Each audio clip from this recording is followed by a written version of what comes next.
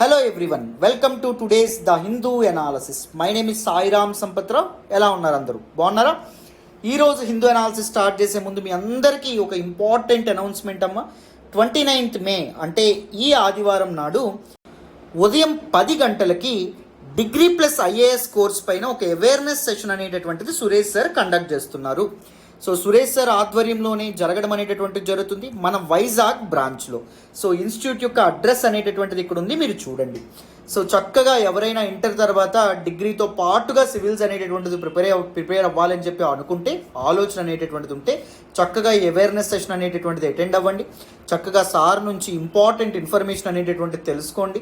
So మీరు ముందుగానే preparation అనేటటువంటిది స్టార్ట్ చేస్తే మీ ఆపర్చునిటీస్, విజయ అవకాశాలు ఏవైతే ఉన్నాయో అవి కూడా అలాగే మెరుగుపడడం అనేటటువంటిది జరుగుతుంది. ఒకవేళ మీకు డిగ్రీ అనేది అయిపోయింది అనుకోండి, మీ తమ్ముళ్ళు కానీ చెల్లెళ్ళు కానీ మీ చుట్టుపక్కల కానీ ఎవరైనా ఉంటే వాళ్ళకి ఈ ఇనిషియేటివ్ గురించి చెప్పే ప్రయత్నం చేయండి. సో అడ్రస్ గురించి కానీ లేకపోతే దేని గురించి అయినా ఒకవేళ డౌట్ అనేటటువంటిది ఉంటే ప్రత్యూష మేడం నెంబర్కి ఫోన్ చేసి మీరు చక్కగా తెలుసుకోవచ్చు ఏ వివరాన్నైనా. సో చక్కగా అటెండ్ అవ్వండి. ఆ రోజు మీకు చాలా విషయాలు అనేటటువంటివి తెలుస్తాయి. రైట్, ఇంకొన్ని అనౌన్స్మెంట్స్ అనేవి చేసుకొని హిందూ అనాలిసిస్లోకి వెళ్ళిపోదాం. సో చూడండి అన్న, the flagship and premium course offered at our institute is UPSC infinity. మీ అందరికీ తెలుసు యూపీఎస్సీ ఇన్ఫినిటీని బోత్ ఆన్లైన్ మోడ్లో ఆఫ్లైన్ మోడ్లో కూడా అందించడం అనేటటువంటి జరుగుతుంది మన ఇన్స్టిట్యూట్.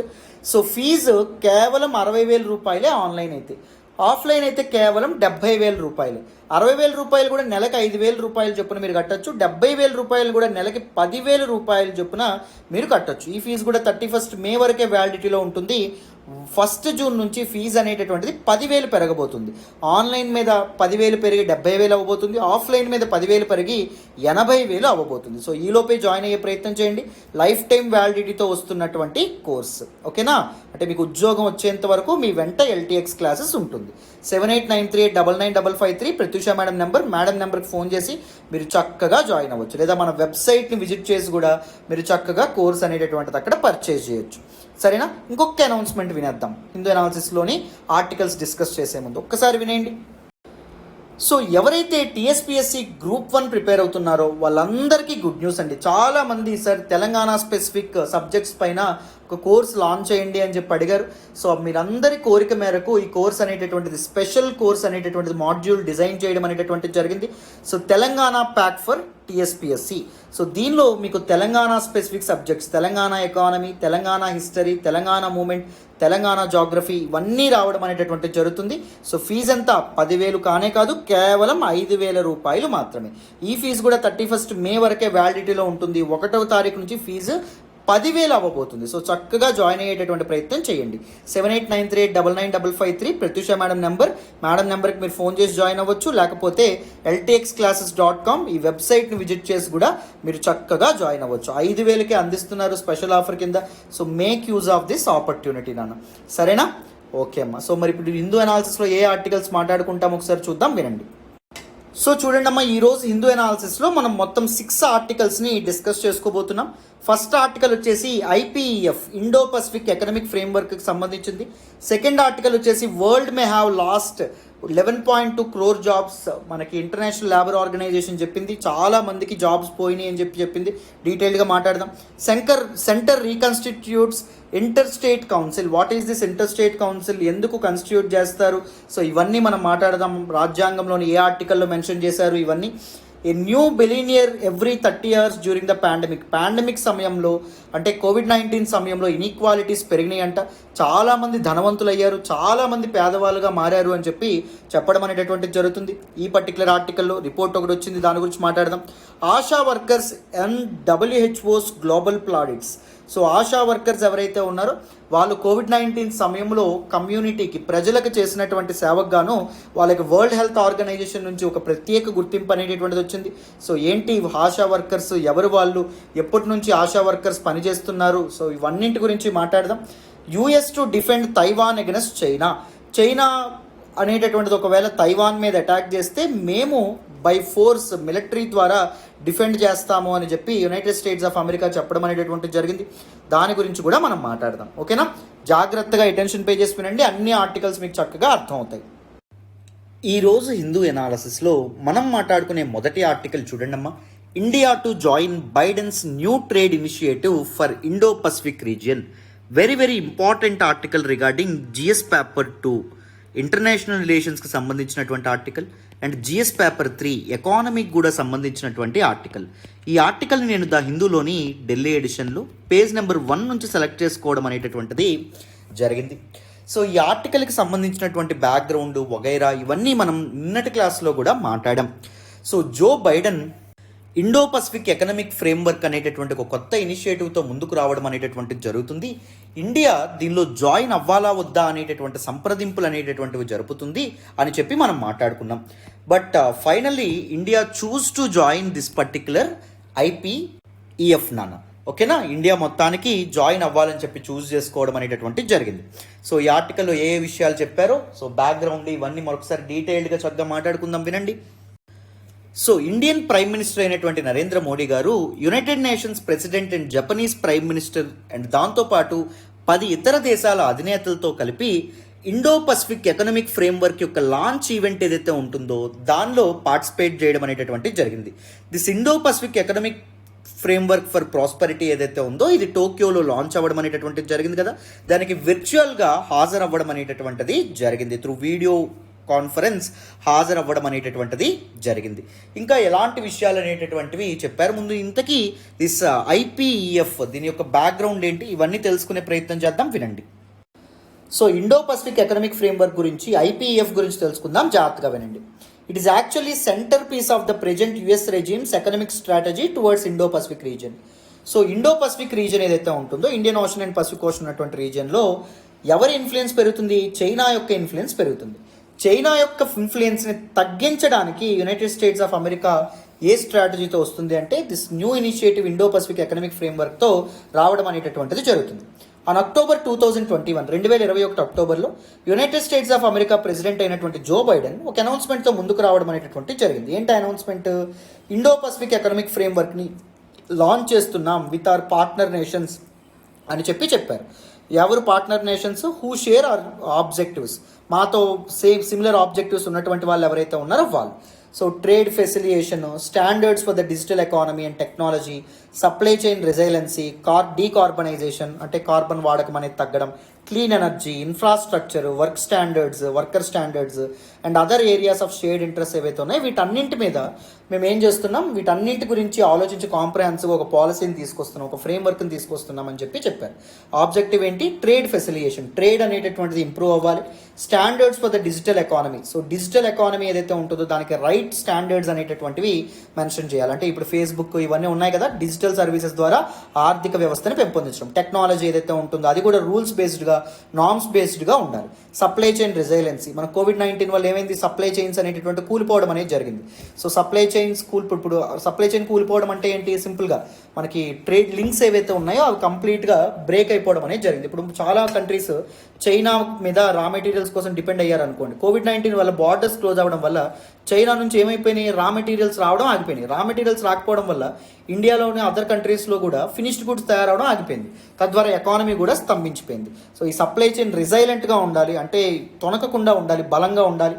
డీకార్బనైజేషన్ అనేటటువంటి చూడాలి. Clean energy, infrastructure, worker standards and other areas ఏవైతే ఉంటాయో వాటి మీద ఫోకస్ చేసే విధంగా దీన్ని డిజైన్ చేస్తామని చెప్పారు. And US is working out the details of the strategy with a range of countries in the region.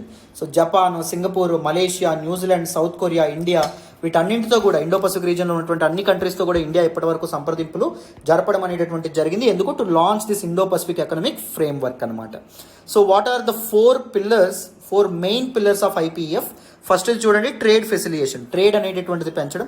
సెకండ్ది supply chain resilience, supply chains ఏవైతే ఉన్నాయో వాటిని స్ట్రాంగ్ చేయడం, ఏ ఒక్క కంట్రీ మీద అందరూ ఆధారపడకుండా ఉండడం, ముఖ్యంగా చైనాను ఉద్దేశించి. ఇన్ఫ్రాస్ట్రక్చర్ అండ్ డీకార్బనైజేషన్, ఇన్ఫ్రాస్ట్రక్చర్ ఏదైతే ఉంటుందో దానిలో అంటే రోడ్స్ అండ్ దాంతోపాటు అదర్ ఫ్రైట్ ఏదైతే ఉంటుందో పోర్ట్స్ ఇవన్నీ కన్స్ట్రక్ట్ చేయడం. డీకార్బనైజేషన్ అంటే క్లీన్ ఎనర్జీ వైపు అడుగులు వేయడం. And taxation and anti corruption, so better taxation అనేటటువంటిది ఉండడం. సో అండ్ దాంతోపాటు ఈ కరప్షన్ లేకుండా ఉండడం. ట్యాక్సేషన్ కూడా సరిగ్గా ఉండాలి, ట్యాక్స్ హ్యావెన్ కింద ఉండకూడదు. అంటే అదర్ కంట్రీస్ యొక్క కంపెనీలను ఆకర్షించడానికి పన్నులు అనేటటువంటి పూర్తిగా క్యాన్సిల్ చేసేస్తాం, మీరు పన్నులు కట్టక్కర్లేదు అని చెప్పొచ్చు. పన్నులు కట్టక్కర్లేదు కాబట్టి కంపెనీస్ ఏం చేస్తాయి, ఆ కంట్రీస్లో ఫార్మ్స్ అనేటటువంటి ఓపెన్ చేయాలనుకుంటాయి. ఇలాంటి ట్యాక్స్ హ్యావెన్స్ అనేటటువంటి ఉండకూడదు అనమాట. సో ట్యాక్సేషన్ కూడా ట్రాన్స్పరెంట్గా ఉండాలి, కరప్షన్ ఫ్రీగా ఉండడం అనేటటువంటి జరగాలి. అర్థమైందా? సో ఈ 4 పిల్లర్స్ మీద దీన్ని లాంచ్ చేశారమ్మా. దిస్ ఐపీఎఫ్ ఏదైతే ఉంటుందో it is envisaged as a response to growing Chinese economic ties with the rest of Asia. So other Asian కంట్రీస్తో చైనాకి ఎకనామిక్ టైస్ అనేవి పెరుగుతున్నాయి. ముఖ్యంగా ఆర్సెప్ట్ అగ్రిమెంట్ మీకు తెలుసని అనుకుంటున్నాను. రీజనల్ కాంప్రహెన్సివ్ ఎకనామిక్ పార్ట్నర్షిప్ అంటాం. దీనిలో 15 కంట్రీస్ ఉన్నాయి. ఒకటెవరు? సో ఈ 15 కంట్రీస్లో పెద్దన్న చైనా. రెండవది ఎవరు అంటే మన ఆస్ట్రేలియా ఏదైతే ఉంటుందో ఆస్ట్రేలియా, న్యూజిలాండ్ ఏదైతే ఉంటుందో న్యూజిలాండ్, జపాన్ ఏదైతే ఉంటుందో జపాన్, సౌత్ కొరియా ఏదైతే ఉంటుందో సౌత్ కొరియా. వీటితో పాటు 10 Asian nations, association of south east Asian nations ఏవైతే ఉన్నాయో అవి. ఏషియన్ నేషన్స్ గురించి తెలియకపోతే ఏషియన్ ఎల్టీఎక్స్ క్లాస్ అని చెప్పి మీరు ఇది చేయండి. నేను డీటెయిల్డ్గా ఈ వీడియో అనేటటువంటిది చేశాను. ఓకేనా, ఏషియన్ మీద వీడియో అనేది చేశాను. ఒక వరల్డ్ టూర్ లాగా చెప్పే ప్రయత్నం చేశాను. ఒక్కసారి చూస్తే ఆ 10 నేషన్స్ నేమ్స్ మీరు మర్చిపోలేరు. So Myanmar, Laos, Cambodia, Vietnam, Malaysia, Thailand, Indonesia, Philippines, Brunei. So ఈ కంట్రీస్ అన్ని రావడం అనేటటువంటిది జరుగుతుంది. సింగపూర్, ఇవన్నీ ఓకేనా ఏషియన్ కంట్రీస్. మొత్తం 15 ఏషియన్ కంట్రీస్, మొత్తం 10, ఇవి 5. మొత్తం 15 countries they are part of RCEP. India actually not part of RCEP, very important, గుర్తుపెట్టుకోండి. So China is also now applying membership in CPTPP, comprehensive and progressive agreement for trans Pacific partnership ఏదైతే ఉంటుందో 11 member grouping. దీనిలో కూడా China అనేటటువంటిది membership కోసం చూడడం అనేటటువంటిది జరుగుతుంది. ఒకవేళ చైనా దీనిలో కూడా మెంబర్ అయింది అనుకోండి, యుఎస్ యొక్క హెజ్మనీ, యుఎస్ యొక్క డామినెన్స్ అనేటటువంటిది పడిపోతుంది. ఏషియన్ కంట్రీస్తో యుఎస్కు ఉన్న ట్రేడ్ రిలేషన్ ఏదైతే ఉంటుందో అది కూడా డైల్యూట్ అవ్వడం అనేది జరుగుతుంది. సో అందుకే ఈ ఏషియన్ కంట్రీస్, ముఖ్యంగా ఇండో పసిఫిక్ రీజియన్లో ఉన్నటువంటి కంట్రీస్తో బెటర్గా కొలాబరేట్ అవ్వాలనేటటువంటి ఉద్దేశంతో ఏం చేయడం అనేటటువంటి జరిగింది. ఇండో పసిఫిక్ ఎకనామిక్ ఫ్రేమ్వర్క్ అనేటటువంటి ఇనిషియేటివ్తో మనకి జో బైడెన్ ముందుకు రావడం అనేటటువంటిది జరుగుతుంది. సో దిస్ సిపిటిపిపి ఏదైతే ఉంటుందో ట్రాన్స్ పసిఫిక్ పార్ట్నర్షిప్ అని చెప్పి అనేవాళ్ళు, ముందు టీపీపీ అనేవాళ్ళు. దీని నుంచి ట్రంప్ బయటకు వచ్చేయడం అనేటటువంటి జరిగింది 2018లో. 2018లో ట్రంప్ చాలా వాటి నుంచి బయటకు వచ్చేసారు కదా. వరల్డ్ హెల్త్ WHO నుంచి బయటకు వచ్చేసాడు, యునెస్కో నుంచి బయటకు రావడం అనేది జరిగింది. అండ్ దాంతోపాటు this particular Iran nuclear deal ఏదైతే ఉంటుందో, ఇరాన్ న్యూక్లియర్ డీల్ నుంచి ఇరాన్ అణు ఒప్పందం అంటాం, దాని నుంచి కూడా బయటకు వచ్చేసాడు. ఈవెన్ దిస్ టీపీపీ అంటే ట్రాన్స్ పసిఫిక్ పార్ట్నర్షిప్ ఏదైతే ఉంటుందో దీని ముందు నేమ్ అనమాట ఇది. సో దాని నుంచి కూడా ట్రంప్ ఆ నెగోషియేషన్స్ నుంచి కూడా బయటకు వచ్చేయడం అనేటటువంటిది జరిగింది. సో అది ట్రంప్ చేసిన చాలా పెద్ద మిస్టేక్ అని చెప్పుకోవచ్చు. మళ్ళీ ఆ తప్పును పోర్చడానికి బైడెన్ ఏం చేద్దాం అనుకుంటున్నారు, ఏషియన్ కంట్రీస్కి దగ్గర అవ్వాలి, ఏషియన్ కంట్రీస్తో ట్రేడ్ రిలేషన్స్ మళ్ళీ బలోపేతం చేసుకోవాలి, చైనా యొక్క ఇన్ఫ్లుయెన్స్ పెరగకుండా చూసుకోవాలంటే వీళ్ళతో ఒక ఎకనామిక్ ఫ్రేమ్వర్క్ ఉంటే మంచిదని చెప్పి ఇండో పసిఫిక్ ఎకనామిక్ ఫ్రేమ్వర్క్ ఏదైతే ఉంటుందో దీంతో ముందుకు రావడం అనేటటువంటి జరిగింది. ఓకేనా, నెక్స్ట్ చూడండి. సో ఇప్పుడు ఐపీఈఎఫ్ గురించి ఇంపార్టెంట్ ఆస్పెక్ట్స్ అనేటటువంటివి తెలుసుకున్నాం కదా. సో ఇప్పుడు ఐపీఎఫ్ గ్రూపింగ్లో ఎవరెవరు ఉన్నారో చూడండి. 7 out of 10 members of the association of south east Asian nations. Asian countries ఏవైతే ఉంటాయో ఏషియన్ కంట్రీస్ మొత్తం 10. ఈ 10లో 7 దీనిలో పార్టిసిపేట్ చేయడం అనేటటువంటి జరిగింది. ఈ 10 కూడా దీనిలో పార్టిసిపేట్ చేస్తున్నాయి.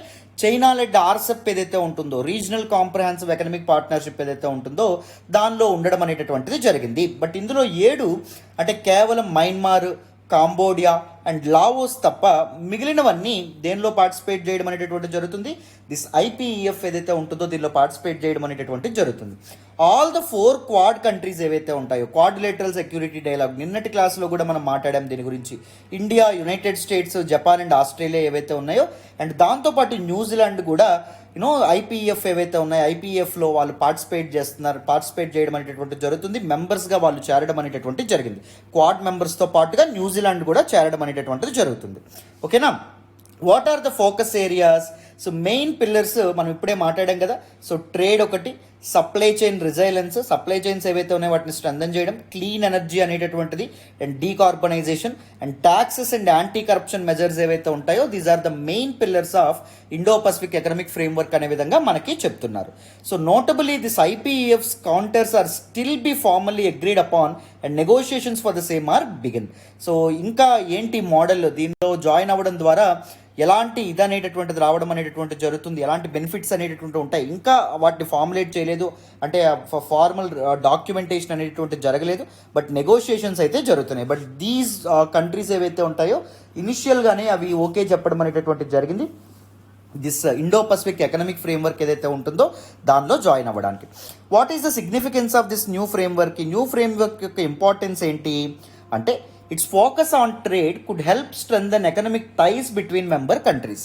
సో ఏవైతే మెంబర్ కంట్రీస్ ఉన్నాయో అంటే 10 ఏషియన్ కంట్రీస్లో 7 ఏషియన్ కంట్రీస్ అండ్ దాంతోపాటు 4 క్వాడ్ కంట్రీస్, వీటితో పాటు మన ఇదేదైతే ఉందో న్యూజిలాండ్ ఏదైతే ఉందో న్యూజిలాండ్, రైట్, మొత్తం 12. సో దీస్ మెంబర్ కంట్రీస్ మధ్య ఎకనామిక్ టైస్ అనేటటువంటివి, ఎకనామిక్ రిలేషన్స్ అనేటటువంటివి బలోపేతం అవుతాయి. This gains more significance given the fact that member nations represent about 40% of global GDP.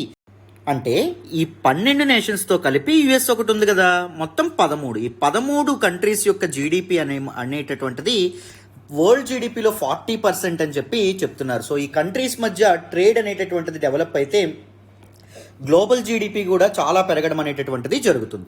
The measures focusing on supply chain resiliency would help build more inclusive and flexible economic framework in the region. So supply chain resiliency అనేటటువంటిది సాధించగలిగితే, supply చైన్స్ని మనం strengthen చేయగలిగితే, అంటే supply chain vulnerability అనేటటువంటిది లేకపోతే, suppose ఒక country మీద ఆధారపడడం, అంటే ఇప్పుడు చైనా లాంటి కంట్రీ మీద ఆధారపడడం అనేటటువంటిది జరుగుతుంది రా మెటీరియల్స్ కోసం కానీ, ఈ ఎలక్ట్రానిక్ చిప్స్ కోసం కానీ, వీటన్నింటి కోసం. సో ఒకవేళ చైనా సప్లై చేయకపోయింది అనుకోండి, ఇప్పుడు చైనాలో పాండమిక్ ఉంది, పాండమిక్ వల్ల లాక్డౌన్స్ అవుతున్నాయి, లాక్డౌన్స్ వల్ల చైనా ఎక్స్పోర్ట్స్ ఆపేసింది, అప్పుడు మన ఎకానమీస్ కూడా ఇబ్బంది పడేటటువంటి అవకాశం ఉంటుంది. సో ఇప్పుడు అలా కాకుండా సో ఎవరికి వాళ్ళు వీళ్ళ మధ్య కోఆపరేషన్ అనేటటువంటిది జరిగితే చక్కగా ఏం జరుగుతుంది, ఎకానమీస్ అనేటటువంటి రన్ అవ్వడం అనేటటువంటిది జరుగుతుంది. More resilient supply chains would also help counter inflation ప్రెజర్స్ని కూడా తగ్గించడం అనేటటువంటిది జరుగుతుంది. సో ఇప్పుడు చైనా అనేటటువంటి సప్లై చేయకపోవడం వల్ల మనం తయారు చేసేటటువంటి వస్తువులు అసలు తయారు చేయలేం, వస్తువులకి షార్టేజ్ వచ్చేస్తుంది. వస్తువులు షార్టేజ్ వస్తే ఏమవుతుంది, సప్లై తగ్గిపోతే ప్రైసెస్ అనేటటువంటివి పెరిగిపోతాయి, డిమాండ్ పెరుగుతుంది కాబట్టి ప్రైసెస్ పెరిగిపోతాయి. ప్రైసెస్ పెరగడానే కదా ఇన్ఫ్లేషన్ అని చెప్పి అంటాం, ద్రవ్యోల్బణం అని చెప్పి మనం అండం అనేటటువంటిది జరుగుతుంది. సో సప్లై చైన్ రిజైలెన్సీ అనేటటువంటిది ఉంటే ఏం చేయొచ్చు, ఇన్ఫ్లేషన్ అనేటటువంటిది కౌంటర్ చేయొచ్చు, రైట్, వాటిని కట్టడి చేయొచ్చు. The focus on clean energy and decarbonisation would contribute to global climate action efforts. So global climate action మనం లాస్ట్ ఇయర్ గ్లాస్గో సమ్మిట్ ఏదైతే ఉంటుందో దానిలో కూడా ప్రపంచ నేతలు ఎవరైతే ఉన్నారో వాళ్ళందరూ క్లైమేట్ యాక్షన్ కోసం వాళ్ళు ఇది చేయడం అనేటటువంటిది జరిగింది, ప్రతిజ్ఞలు చేయడం అనేటటువంటిది జరిగింది. సో నెట్ జీరో బ్యాలెన్స్ అనేటటువంటిది అచీవ్ చేస్తామని చెప్పి, డీకార్బనైజ్ చేస్తామని చెప్పి, కార్బన్ ఉద్గారాలను మరి విడుదల చేయమని చెప్పి, ఇలా చాలా ప్రామిస్లు అనేటటువంటివి చేశారు. వాటన్నింటినీ రీచ్ అవ్వాలంటే ఈ క్లీన్ ఎనర్జీ అండ్ డీకార్బనైజేషన్లో కూడా మల్టిపుల్ కంట్రీస్ యొక్క కోఆపరేషన్ అనేటటువంటిది ఉండాలి, రైట్. సో ఆ విధంగా కూడా ఈ ఫ్రేమ్వర్క్ అనేటటువంటిది ఉపయోగపడుతుందని చెప్పి మనకి చెప్తున్నారు. ఓకేనా, ఫస్ట్ వన్ ఏంటి, strengthen economic ties between the member countries. Second one ఏంటి, సప్లై చైన్ రిజైలెన్సీ, ఇన్ఫ్లేషన్ కూడా కంట్రోల్ చేయడానికి ఉపయోగపడుతుంది. థర్డ్ వన్ ఏంటి అంటే clean energy and decarbonisation, climate action efforts కూడా ఉపయోగపడడం అనేటటువంటిది జరుగుతుంది this particular initiative, right. Next చూడండి. సో మరి what is India's view, India ఎలా ఆలోచిస్తుంది? ఇండియా ఆల్రెడీ సిగ్నల్ చేయడం అనేటటువంటి జరిగింది, it's readiness to be part of new economic initiative. ఈ కొత్తగా వచ్చినటువంటి economic initiative Indo Pacific economic framework for prosperity ఏదైతే ఉంటుందో దీనిలో జాయిన్ అవుతాననేటటువంటి పాజిటివ్ సిగ్నల్స్ అనేటటువంటి ఇండియా పంపించడం అనేటటువంటి జరిగింది. It would be actively taking part in the proposed negotiations. ఈ చర్చలు ఏవైతే జరుగుతున్నాయో వాటిలో ఇండియన్ డెలిగేషన్స్ ఎవరైతే ఉన్నారో వాళ్ళు పార్టిసిపేట్ కూడా చేయడం అనేటటువంటిది జరుగుతుంది. అర్థమైందా? సో యుఎస్ అఫీషియల్స్ చాలాసార్లు క్లారిఫై చేస్తున్నారు, దిస్ ఐపీఎఫ్ ఏదైతే ఉంటుందో it won't be a free trade agreement. Free trade agreement ఒకవేళ జరిగితే ఏం జరుగుతుంది, ఇప్పుడు రెండు కంట్రీస్ మధ్య ఫ్రీ ట్రేడ్ అగ్రిమెంట్ అనేది జరిగింది అనుకోండి, తారిఫ్స్ అనేటటువంటివి తగ్గిస్తారు, లేకపోతే తారిఫ్స్ అనేటటువంటివి జీరో చేస్తారు. ఇప్పుడు సపోజ్ ఇండియా ఉంది, సపోజ్ యూకే ఉంది, ఇండియా యూకే మధ్య ఫ్రీ ట్రేడ్ అగ్రిమెంట్ రీసెంట్గా జరిగింది. అప్పుడు ఏం జరుగుతుంది, ఇండియా నుంచి యూకేకి వెళ్ళేటటువంటి వస్తువుల మీద వాళ్ళు తారిఫ్ తగ్గిస్తారు, సుంకాలు తగ్గిస్తారు, లేకపోతే సుంకాన్ని జీరో చేయడమైనా జరుగుతుంది, రైట్. అప్పుడు మన వస్తువుల ధరలు యూకే మార్కెట్లో తగ్గుతాయి, సో మన సేల్స్ అనేటటువంటివి పెరిగే అవకాశం అనేటటువంటిది ఉంటుంది. ఇప్పుడు యూకే నుంచి ఇండియాకి వచ్చాయనుకోండి, ఇండియా వాటి యొక్క ధరలు ఏవైతే ఉంటాయో అవి తగ్గించడం అనేటటువంటిది జరుగుతుంది.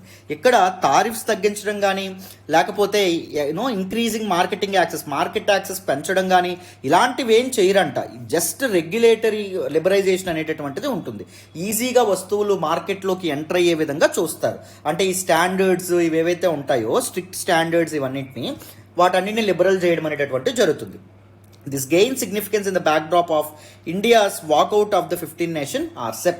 సో ఇండియా అనేటటువంటిది రీజనల్ కాంప్రహెన్సివ్ ఎకనామిక్ పార్ట్నర్షిప్ నెగోషియేషన్స్లో 2012 నుంచి పార్టిసిపేట్ చేసినప్పటికీ సో ఏం చేసింది, కరెక్ట్గా సైన్ అవుతుంది 2020లో దిస్ పర్టికులర్ అగ్రిమెంట్, అనగా 2019లో బయటకు వచ్చేయడం అనేటటువంటిది జరిగింది. రైట్, ఆర్సెప్ ఏదైతే ఉంటుందో, రీజనల్ కాంప్రహెన్సివ్ ఎకనామిక్ పార్ట్నర్షిప్ ఏదైతే ఉంటుందో, దీనిలో ఈ ఆర్సెప్లో మొత్తం ఎంతమంది మెంబర్స్ ఉంటారు, 15 నేషన్స్ ఉండడం అనేటటువంటిది జరుగుతుంది. సో ఎవరెవరు వాళ్ళు, ఫస్ట్ మనం ఏషియన్ కంట్రీస్ 10 ఏషియన్ కంట్రీస్ ఏవైతే ఉన్నాయో అవి, అండ్ దాంతోపాటు చైనా ఏదైతే ఉందో చైనా, అండ్ దాంతోపాటు న్యూజిలాండ్ ఏదైతే ఉంటుందో న్యూజిలాండ్, ఆస్ట్రేలియా ఏదైతే ఉంటుందో ఆస్ట్రేలియా, జపాన్ ఏదైతే ఉందో జపాన్, సౌత్ కొరియా ఏదైతే ఉంటుందో south Korea. Very very important అమ్మ, ఓకేనా. ఇండియా నెగోషియేషన్స్లో పార్టిసిపేట్ చేసింది, కానీ ఫైనల్గా 2019లో ఈ టర్మ్స్ అనేటటువంటి కొన్ని నచ్చగా బయటికి రావడం అనేటటువంటి జరిగింది. One of the focus areas of IPEF would be to set and follow standards for the digital economy and cross border data flows. So digital economy ఏదైతే ఉంటుందో, డిజిటల్ కంపెనీస్ ఏవైతే ఉంటాయో సో దాన్ని రెగ్యులేట్ చేయాలి, అండ్ దాంతోపాటు data అనేటటువంటి దాన్ని కూడా డేటా లోకలైజేషన్ అనేటటువంటిది ఎన్ష్యూర్ చేయాలి. Data cross border data transfer అనేటటువంటి జరగకూడదు.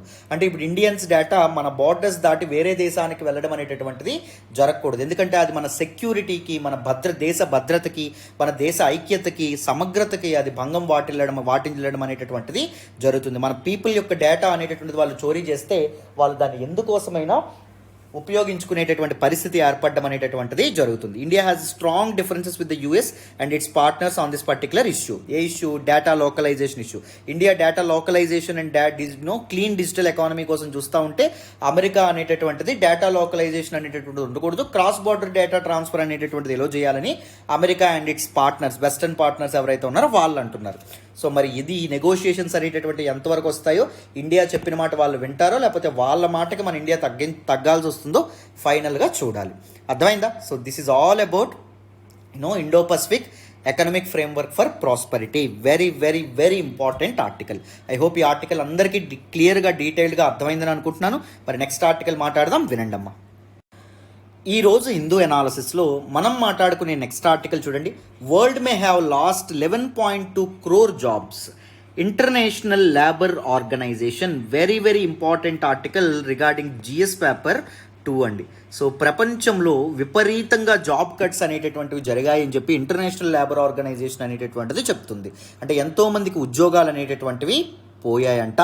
సో ఈ ఆర్టికల్ ఏదైతే ఉంటుందో దీన్ని కాంప్రహెన్సివ్గా డిస్కస్ చేద్దాం. ఇంతకీ ఇంటర్నేషనల్ లేబర్ ఆర్గనైజేషన్ ఏం చెప్పింది, అండ్ దాంతోపాటు కొన్ని రికమెండేషన్స్ కూడా ఇవ్వడం అనేటటువంటిది జరిగింది. And what exactly is international labour organisation, దాని గురించి కూడా కొన్ని ఫ్యాక్ట్స్ అనేటటువంటివి తెలుసుకుందాం. జాగ్రత్తగా వినండి. So look at this. The 9th edition of International Labour Organization Monitor on World of Work was released recently. So International Labour Organization release చేసేటటువంటి world of work ఏదైతే ఉంటుందో ఈ రిపోర్ట్ యొక్క 9th ఎడిషన్ అనేటటువంటిది రీసెంట్గా ఇంటర్నేషనల్ లేబర్ ఆర్గనైజేషన్ అనేటటువంటిది release చేసింది. దీనిలో ఎటువంటి ఈ రిపోర్ట్లో ఎటువంటి ఇవనేటటువంటివి కనిపించే, వాట్ ఆర్ ద డీటెయిల్స్ చూడండి ఒకసారి.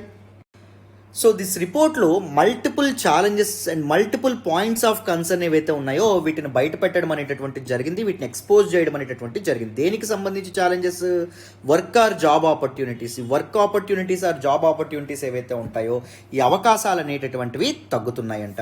There has been a drop in the number of hours worked globally in the first quarter of 2022. So 2022 యొక్క మొదటి 3 నెలల్లో so number of work hours ఏవైతే ఉన్నాయో అవి తగ్గడం అనేటటువంటిది జరిగిందంట. అంటే పని గంటలు అనేటటువంటి తగ్గుతున్నాయి, అంటే ఎక్కువ మంది ఉద్యోగాలు అనేటటువంటి కోల్పోవడం అనేటటువంటిది జరుగుతుంది. It has drop to levels noted before the pandemic మునుపు ఎన్ని అవర్స్ అయితే ఉండేయో వర్క్ అవర్స్ అంతకంటే తక్కువకి తగ్గిపోవడం అనేటటువంటిది జరిగిందంట. It could be indicative of job losses అని చెప్పి చెప్తున్నారు. ఈ రిపోర్ట్ ఇంకొకటి ఏం చెప్తుంది అంటే 11.2 crore jobs might have been lost during the period. So ఈ 3 monthsలో ఈ ఫస్ట్ క్వార్టర్లోనే 11,20,00,000 మంది ఉద్యోగాలు కోల్పోయి ఉంటారనే విధంగా మనకి ఇక్కడ చెప్పడం అనేటటువంటి జరిగింది. అండ్ ఇంకొక ఇంపార్టెంట్ కన్సర్న్ ఏంటి అంటే growing divergence between richer and poorer economies. So inequalities అనేటటువంటిది పెరుగుతుందంట. రిచర్ ఎకానమీస్ అనేటటువంటివి రిచ్ అవుతున్నాయి, పూరర్ ఎకానమీస్ మరీ పూర్గా దిగజారిపోవడం అనేటటువంటిది జరుగుతుంది అని చెప్పడం అనేటటువంటిది జరిగింది. So post pandemic recovery, economic recovery మనం చూస్తే మన ఆర్థిక వ్యవస్థ రికవర్ అవ్వట్లేదంట. సో పేద దేశాలు ఇంకా పేదరికంలోకి వెళ్ళిపోతున్నాయి.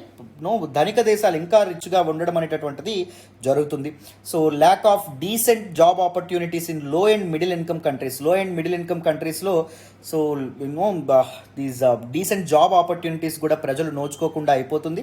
This will adversely impact socio economic development in these countries. ఆ దేశాల్లో సామాజిక మరియు ఆర్థిక అభివృద్ధి అనేటటువంటిది సాధించడం కష్టమని చెప్పి మనకి చెప్తున్నారు. ఎందుకంటే better jobs and decent jobs అనేటటువంటివి దొరకడం కష్టం అవుతుంది కాబట్టి. నెక్స్ట్ థర్డ్ ఇంపార్టెంట్ కన్సర్న్ ఏం చెప్పారు అంటే gender gap in the employment scenario continues to remain a major point of concern. So lower middle income countries ఏవైతే ఉన్నాయో ఇంక్లూడింగ్ ఇండియాలో కూడా జెండర్ గ్యాప్ అనేటటువంటిది ఉండడం అనేటటువంటి జరిగింది. ఉమెన్ ఎవరైతే ఉన్నారో వాళ్ళు చాలామంది ఉద్యోగాలు చేయట్లేదు, ఉద్యోగాలు చేయడానికి ఇష్టపడట్లేదు అనే విధంగా కూడా చెప్పడం అనేటటువంటిది జరిగింది. The number of women who have lost there jobs due to the pandemic is larger as compared to the men. మగవాళ్ళ కంటే ఆడవాళ్ళ యొక్క ఉద్యోగాలు చాలా ఎక్కువ పోవడం అనేటటువంటిది జరిగిందంట. Hence the pandemic seems to have exacerbated already substantial gender imbalances in employment. అసలే ఎంప్లాయ్మెంట్లో జెండర్ ఇంబ్యాలెన్సెస్ అనేటటువంటివి మనకు కనిపించవచ్చు. ఎక్కువగా మగవాళ్ళే ఉద్యోగాలు చేస్తూ ఉంటారు, ఆడవాళ్ళకు ఉద్యోగ అవకాశాలు అనేటటువంటివి తక్కువ ఉంటాయి. సో ఈ ఆల్రెడీ దిస్ స్క్యూడ్ సిస్టమ్ ఏదైతే ఉంటుందో ఈ అవుట్కమ్ ఏదైతే ఉంటుందో దాన్ని ఇంకా బలహీనపరచడం అనేటటువంటి జరిగిందని చెప్తున్నారు. The fresh lockdowns in China and the conflict between Ukraine and Russia కూడా సో గ్లోబల్ చైన్ డిస్రప్షన్కి కారణం అవ్వడం అనేటటువంటిది జరిగింది. సో ఫుడ్ ప్రైసెస్ అనేటటువంటివి పెరిగినాయి, ఫ్యూయల్ ప్రైసెస్ అనేటటువంటివి పెరిగినాయి. సో ఉద్యోగాలు పోవడం వల్ల అసలే ఆర్థికంగా జీవితాలు చితికిపోతున్నాయి. ఇప్పుడు ఎక్స్ట్రాగా వీటి వల్ల ఫుడ్ అండ్ ఫ్యూయల్ ప్రైసెస్ పెరగడం ఏదైతే ఉంటుందో దానివల్ల వీళ్ళు అప్పుల్లో కూరుకుపోయేటటువంటి అవకాశం ఉంది, విపరీతమైన డెట్ డిస్ట్రెస్లోకి వెళ్ళిపోయే అవకాశం ఉంది. సో కరెంట్ సిచ్యువేషన్ ఏదైతే ఉంటుందో it will add more pressure అని చెప్పి ఫ్యామిలీస్ మీద, కుటుంబాల మీద, వ్యక్తుల మీద చాలా ప్రెజర్ అనేటటువంటిది యాడ్ చేయొచ్చు అనే విధంగా మనకి ఇంటర్నేషనల్ లేబర్ ఆర్గనైజేషన్ ఇచ్చినటువంటి రిపోర్ట్లో చెప్పడం అనేటటువంటిది జరిగింది. ఫస్ట్ ఇంపార్టెంట్ ఆస్పెక్ట్ ఏంటి, నెంబర్ ఆఫ్ వర్కర్స్ అనేటటువంటి గ్లోబల్లీ తగ్గిపోయినాయి. సెకండ్ ఇంపార్టెంట్ ఆస్పెక్ట్ ఏంటి, so divergence between richer and poorer economies. Third important aspect ఏంటి, gender gap in employment. Fourth important aspect ఏంటి, చైనాలో lockdown and Russia Ukraine war కారణంగా inflation అనేటటువంటిది పెరగడం వల్ల సో ఇంకా ఆర్థికంగా సామాన్యులు చితికిపోతున్నారనే విషయాన్ని చెప్పడం అనేటటువంటిది జరిగింది. అర్థమైందా? And they also give some recommendations as well. కొన్ని రికమెండేషన్స్ కూడా ఇచ్చారు, వాటిని కూడా చూద్దాం. చూడండి. సో రికమెండేషన్స్ ఏమి ఇవ్వడం అనేటటువంటిది జరిగిందో చూడండి. మీ అందరికీ తెలుసు వర్క్కి స్టాండర్డ్ ఆఫ్ లివింగ్కి మధ్య డైరెక్ట్ లింక్ అనేటటువంటిది ఉంటుంది. బెటర్ వర్క్ ఉంటే స్టాండర్డ్ ఆఫ్ లివింగ్ బెటర్గా ఉంటుంది, డీసెంట్ వర్క్ ఉంటే స్టాండర్డ్ ఆఫ్ లివింగ్ డీసెంట్గా ఉంటుంది. వర్క్ అనేటటువంటి సరిగ్గా లేకపోతే స్టాండర్డ్ ఆఫ్ లివింగ్ సరిగ్గా ఉండడం అనేటటువంటి జరగదు. సో ఈ రెండింటి మధ్య డైరెక్ట్ లింక్ ఉంది కాబట్టి కంట్రీస్ ఏవైతే ఉంటాయో అవి మానవతా దృక్పథంతో ఆలోచించాలి. ఈ ఘోరమైనటువంటి పరిస్థితుల నుంచి ప్రజలను బయటకు నెట్టేటటువంటి ప్రయత్నం ప్రభుత్వాలు అనేటటువంటివి చేయాలి అనే విధంగా మనకి ఫస్ట్ రికమెండేషన్ ఇవ్వడం అనేటటువంటిది జరిగింది. ఫోకస్ దేని మీద ఉండాలి అంటే డీసెంట్ జాబ్స్ని క్రియేట్ చేయడం పైన ఉండడం అనేటటువంటిది జరగాలి. అండ్ డీసెంట్ వేజెస్ ఏవైతే ఉంటాయో, సరైన పనికి తగినటువంటి వేతనాలు ఏవైతే ఉంటాయో వాటిని కూడా అందించాలి. Minimum wage and living wage will be critical. So minimum wage, కనీస వేతనాలు ఏవైతే ఉంటాయో, మనిషి బతకడానికి మినిమం కావాల్సినటువంటి వేతనాలు ఏవైతే ఉంటాయో వాటిని ప్రొవైడ్ చేయాలి. The focus should be on improving the purchasing capacity of the workers యొక్క పర్చేసింగ్ కెపాసిటీని పెంచడం అనేటటువంటి జరగాలి. వాళ్ళ కొనుగోలు శక్తి ఏదైతే ఉంటుందో అది పెరగాలి. కొనుగోలు శక్తి అనేటటువంటిది పెరగాలి అంటే వస్తువుల యొక్క ధరలు అనేటటువంటివి తగ్గాలి. వస్తువుల యొక్క ధరలు తగ్గితే ఏం జరుగుతుంది, వాళ్ళు ఎక్కువగా కొనగలుగుతారు. రైట్. ఇన్ఫ్లేషన్ కూడా కౌంటర్ చేసేటటువంటి ప్రయత్నాలు ముమ్మరం చేయాలి. Ensuring social security for all workers should also be pursued. And ప్రతి ఒక్క వర్కర్కి సోషల్ సెక్యూరిటీ ఏదైతే ఉంటుందో, సామాజిక భద్రత అంటే అకస్మాత్తుగా వాళ్ళు ఉద్యోగం పోయి రోడ్డు మీద పడిపోయినటువంటి పక్షంలో వాళ్ళకు ఒక అండదండలు అనేటటువంటివి ఉండాలి. వాళ్ళకు ఒక పెన్షన్ కానీ, ఒక ఎమర్జెన్సీ ఫండ్ రూపంలో కానీ ప్రభుత్వం ఏదైతే ఉంటుందో ఒక ఇన్సూరెన్స్ కానీ ఏర్పాటు అనేటటువంటిది చేయాలి. సో ఇలాంటి వెల్ఫేర్ స్కీమ్స్తో ఎప్పుడైతే రావడం అనేటటువంటిది జరుగుతుందో అప్పుడు నిజంగా ప్రజా సంక్షేమం అనేటటువంటిది, ముఖ్యంగా శ్రామిక సంక్షేమం అనేటటువంటిది సాధ్యపడుతుందనే విధంగా ఇంటర్నేషనల్ లేబర్ ఆర్గనైజేషన్ చెప్పడం అనేటటువంటిది జరిగింది. సో ఇక్కడ వరకు క్లియర్ అనే అనుకుంటున్నాను. ఇప్పుడు మనం ఇంటర్నేషనల్ లేబర్ ఆర్గనైజేషన్ ఏదైతే ఉందో దాని గురించి కొన్ని ఫ్యాక్ట్స్ తెలుసుకుందాం. వింటారా? మరి వినండి. సో చూడండి, ఇంటర్నేషనల్ లేబర్ ఆర్గనైజేషన్ ఎప్పుడండి ఎస్టాబ్లిష్ అయింది? 1919లో ఎస్టాబ్లిష్ అవ్వడం అనేటటువంటిది జరిగింది. By the Treaty of Versailles. మీ అందరికీ తెలుసు 1914 నుంచి 1918 వరకు వరల్డ్ వార్ 1 ఏదైతే ఉంటుందో జరగడం అనేటటువంటి జరిగింది, మొదటి ప్రపంచ యుద్ధం. ఎవరెవరి మధ్య మొదటి ప్రపంచ యుద్ధం జరిగింది? ఎలైడ్ పవర్స్ ఎవరైతే ఉన్నారో వాళ్ళకి, సెంట్రల్ పవర్స్ ఎవరైతే ఉన్నారో వాళ్ళకి జరగడం అనేటటువంటి జరిగింది. సెంట్రల్ పవర్స్లో ఎవరున్నారు? జర్మనీ, ఒట్టమన్స్ ఎవరైతే ఉన్నారో వీళ్ళందరూ ఉండడం అనేది జరిగింది. ఎలైడ్ పవర్స్లో Britain, France, Russia, Russian tsar ఎవరైతే ఉన్నారో ఆయన, అండ్ దాంతోపాటు అంటే ప్రభు, జార్ అంటే ప్రభు అనమాట, అంటే రాజు అని చెప్పి అర్థం. అండ్ దాంతోపాటు యుఎస్ లాస్ట్లో ఎంటర్ అవ్వడం అనేటటువంటి జరుగుతుంది. 1918లో చివరిగా యుఎస్ ఎంటర్ అవ్వడం అనేటటువంటి జరుగుతుంది. ఎలైడ్ పవర్స్ గెలుస్తారు అండ్ సెంట్రల్ పవర్స్ ఎవరైతే ఉంటారో వీళ్ళు ఓడిపోవడం అనేటటువంటి జరుగుతుంది. So to dictate the terms, central powers ఏం చేయాలి అని డిక్టేట్ చేయడానికి so this particular Treaty of Versailles ఏదైతే ఉంటుందో, ఈ ట్రీటీ ఆఫ్ వెర్సాలిస్ ఫ్రాన్స్లో ఉంటుంది, వెర్సాలిస్ ప్యాలెస్. సో దానిలో ఈ ట్రీటీ అనేటటువంటి సైన్ చేయడం అనేటటువంటిది జరిగింది.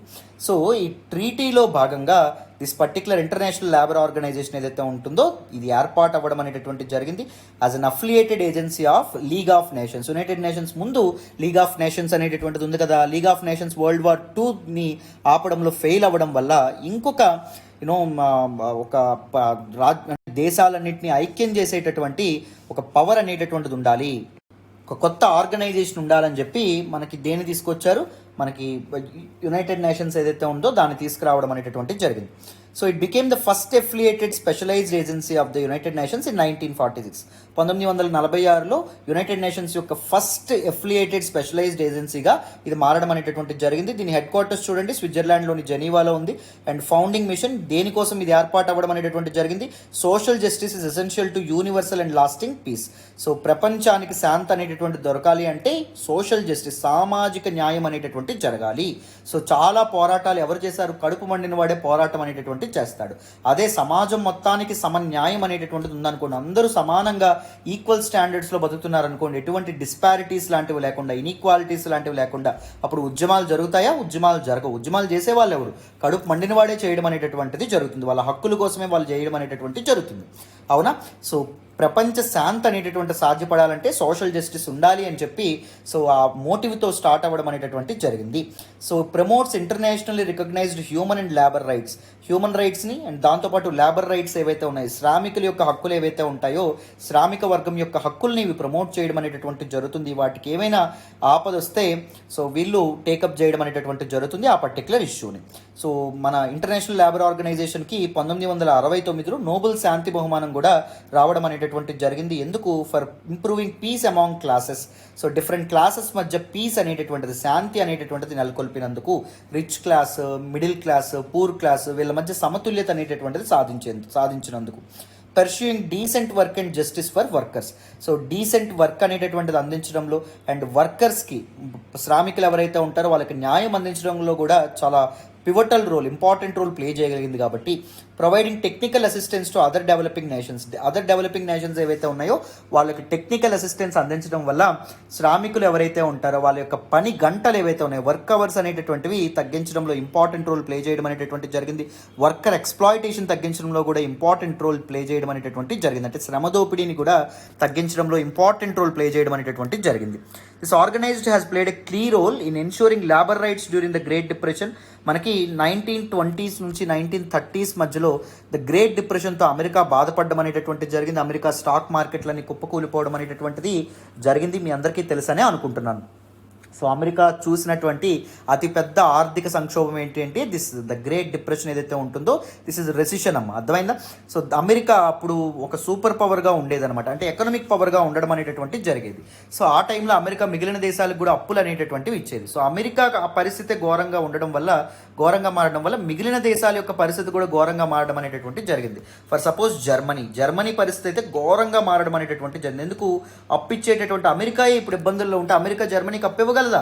అమెరికా జర్మనీకి అప్పివ్వలేదు. అవునా కాదా? గ్రేట్ డిప్రెషన్ టైంలో. సో ఆ సమయాన్ని సరిగ్గా చూసుకుని హిట్లర్ అధికారంలోకి రావడం అనేటటువంటి జరుగుతుంది. సో జర్మనీలో అన్ఎంప్లాయ్మెంట్ పెరిగిపోతుంది, పావర్టీ పెరిగిపోతుంది, హంగర్ పెరిగిపోతుంది.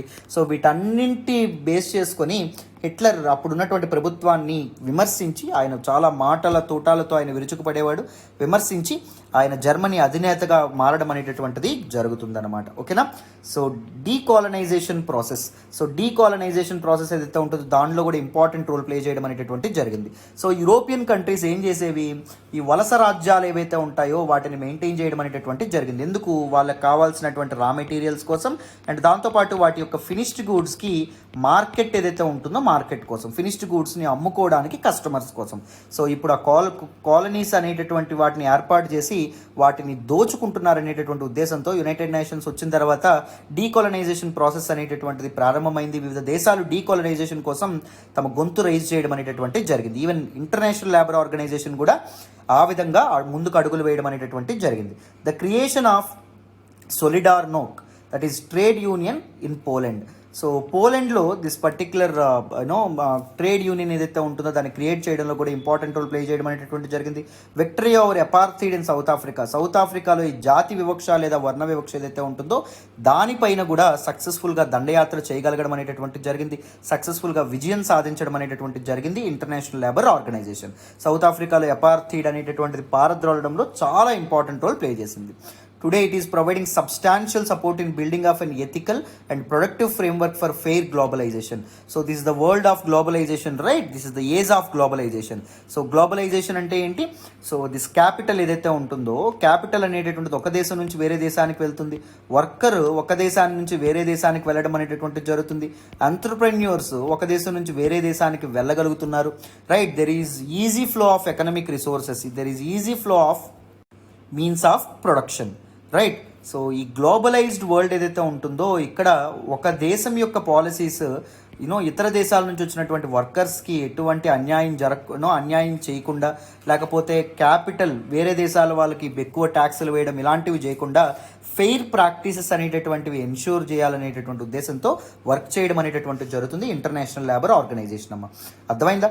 Very very very important article. డీటెయిల్డ్గా ఈ ఆర్టికల్ మీకు చక్కగా అర్థమైందని అనుకుంటున్నాను. మరి నెక్స్ట్ ఆర్టికల్ మాట్లాడదామా?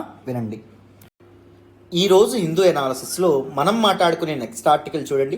Centre reconstitutes inter state council. Very very important article regarding GS paper 2 polity and గవర్నెన్స్కి సంబంధించినటువంటి ఆర్టికల్.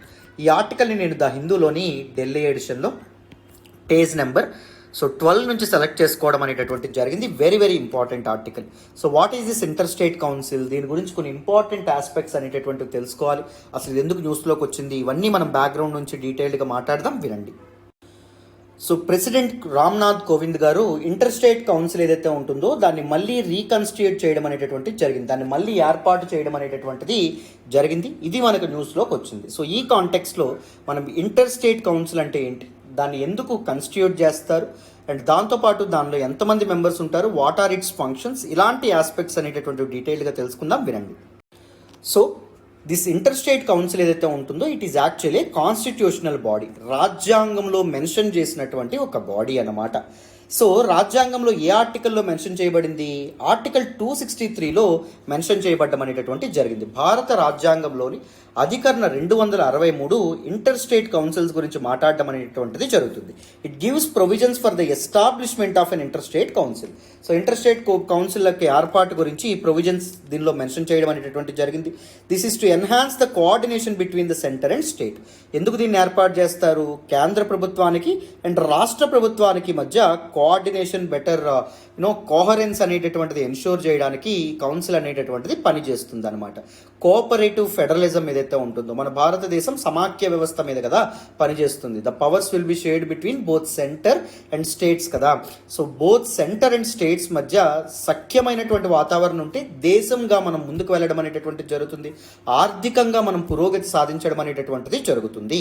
సో ఈ ఐకమత్యం ఏదైతే ఉంటుందో, యూనిటీని ఎన్షూర్ చేయడానికి ఇదేం చేస్తుంది, ఇది ఇంపార్టెంట్ రోల్ ప్లే చేయడం అనేటటువంటిది జరుగుతుంది. It is the most dynamic platform to discuss policies, strengthen centre state relations. So కేంద్రానికి రాష్ట్రాలకు మధ్య ఉన్నటువంటి సంబంధాలని బలోపేతం చేయడానికి అండ్ డిఫరెంట్ పాలసీస్ ఏవైతే ఉంటాయో విచ్ సేమ్ ఇంట్రెస్ట్ ఉండేటటువంటి పాలసీ సెంటర్కి స్టేట్కి, సో ఇద్దరికి ఒకేలాంటి పాలసీ అనేటివి నచ్చింది అనుకోండి, లేకపోతే ఏమైనా భిన్నాభిప్రాయాలు ఉన్నాయనుకోండి, భేదాభిప్రాయాలు ఉన్నాయనుకోండి, వాటి గురించి మాట్లాడడానికి and act as a bridge to the trust deficit between centre and states. కేంద్రానికి అండ్ రాష్ట్ర ప్రభుత్వాలకి మధ్య నమ్మకం అనేటటువంటిది కుదరడానికి, ఈ రెండింటి మధ్య కమ్యూనికేషన్ బెటర్ అనేటటువంటిది అవ్వడానికి ఇది ఒక ప్లాట్ఫామ్గా ఉపయోగపడడం అనేటటువంటిది జరుగుతుంది. And remember, inter state council అనేటటువంటిది it is not a permanent constitutional body. ఇది శాశ్వత రాజ్యాంగబద్ధమైనటువంటి సంస్థ అయితే కాదు, అది మీరు గుర్తుపెట్టుకోవాలి. ఇప్పుడు సపోజ్ మనకి ఎలక్షన్ కమిషన్ ఉంది. ఎలక్షన్ కమిషన్ శాశ్వతంగా ఉంటుంది, it is a permanent constitutional body. Whereas inter state council అనేటటువంటిది పర్మనెంట్గా ఉండదు, which can be created at any time if seems to be to the president that the public interest would be served by the establishment of the state council. So కేంద్రానికి రాష్ట్రానికి మధ్య సంబంధాలు పాడైపోయినప్పుడు కానీ, లేకపోతే దీన్ని కన్స్టిట్యూట్ చేయడం వల్ల ప్రజా ప్రయోజనాలు ఏమైనా చేకూరుతాయని చెప్పి రాష్ట్రపతి కనిపిస్తే అప్పుడు ఆయన కన్స్టిట్యూట్ చేస్తాడు, లేకపోతే కన్స్టిట్యూట్ చేయడం అనేటటువంటిది జరగదు. సో 1990లో దీన్ని సెటప్ చేయడం అనేటటువంటిది జరిగింది through a presidential ordinance. President ఒక ఆర్డినెన్స్ పాస్ చేయడం ద్వారా దీన్ని ఏర్పాటు చేయడం అనేటటువంటి జరిగింది for the first time as per the recommendations of Sarkaria commission అమ్మ. So Sarkaria commission, it was the commission which was constituted for centre state relations. సో సెంటర్కి స్టేట్స్కి మధ్య బెటర్ రిలేషన్స్ అనేటటువంటి ఉండాలంటే కొన్ని రికమెండేషన్స్ ఇవ్వండి అని చెప్పి ఈ సర్కారియా కమిషన్ అనేటటువంటిది ఏర్పాటు చేశారు. ఈ సర్కారియా కమిషన్ అనేటటువంటిది ఈ రకమైనటువంటి రికమెండేషన్తో ముందుకు రావడం అనేటటువంటిది జరిగింది. Inter state council works as an instrument for the cooperation, coordination and evolution of common policies. Centre and స్టేట్కి సంబంధించినటువంటి పాలసీస్ ఏవైతే ఉంటాయో వాటిని వాటి గురించి కోఆపరేట్ చేసుకోవడానికి, కోఆర్డినేట్ చేయడానికి, డిస్కస్ చేయడానికి, డెలిబరేట్ చేయడానికి, నెగోషియేట్ చేయడానికి ఇది ఒక ప్లాట్ఫామ్గా ఉపయోగపడడం అనేటటువంటి జరుగుతుంది. The inter state council is propose to meet thrice A year. మామూలుగా ఇంటర్ స్టేట్ కౌన్సిల్ అనేటటువంటిది కన్స్టిట్యూట్ చేస్తే సంవత్సరానికి 3 సార్లు అది మీట్ అవ్వాలి. బట్ కానీ ఈ 26 ఏళ్లలో, గత 26 ఏళ్లలో ఓన్లీ 11 సార్లు మాత్రమే మీట్ అవ్వడం అనేటటువంటిది జరిగింది. లేటెస్ట్గా జూలై 2016లో ఢిల్లీలో వీళ్ళు మీట్ అవ్వడం అనేటటువంటి జరిగింది. దిస్ పర్టికులర్ కౌన్సిల్ ఏదైతే ఉంటుందో, ఇంటర్ స్టేట్ కౌన్సిల్ ఏదైతే ఉంటుందో ఇది మీట్ అవ్వడం అనేటటువంటి జరిగిందంట. అర్థమైందా? మరి అదర్ ఆస్పెక్ట్స్ కూడా తెలుసుకుందాం, వినండి. సో మరి ఇంటర్ స్టేట్ కౌన్సిల్ యొక్క కంపోజిషన్ చూడండి. ప్రైమ్ మినిస్టర్ ఎవరైతే ఉన్నారో, ప్రధానమంత్రి, acts as the chairman of the council. Council యొక్క చైర్మన్గా ఆయన ఉండడం అనేటటువంటి జరుగుతుంది. And other members of inter state council ఎవరెవరు ఉంటారు? Union ministers of cabinet rank in the union. So union క్యాబినెట్లో ఉండేటటువంటి, మంత్రిమండలిలో ఉండేటటువంటి సభ్యులు ఎవరైతే ఉంటారో వాళ్ళు. Council of ministers nominated by prime minister.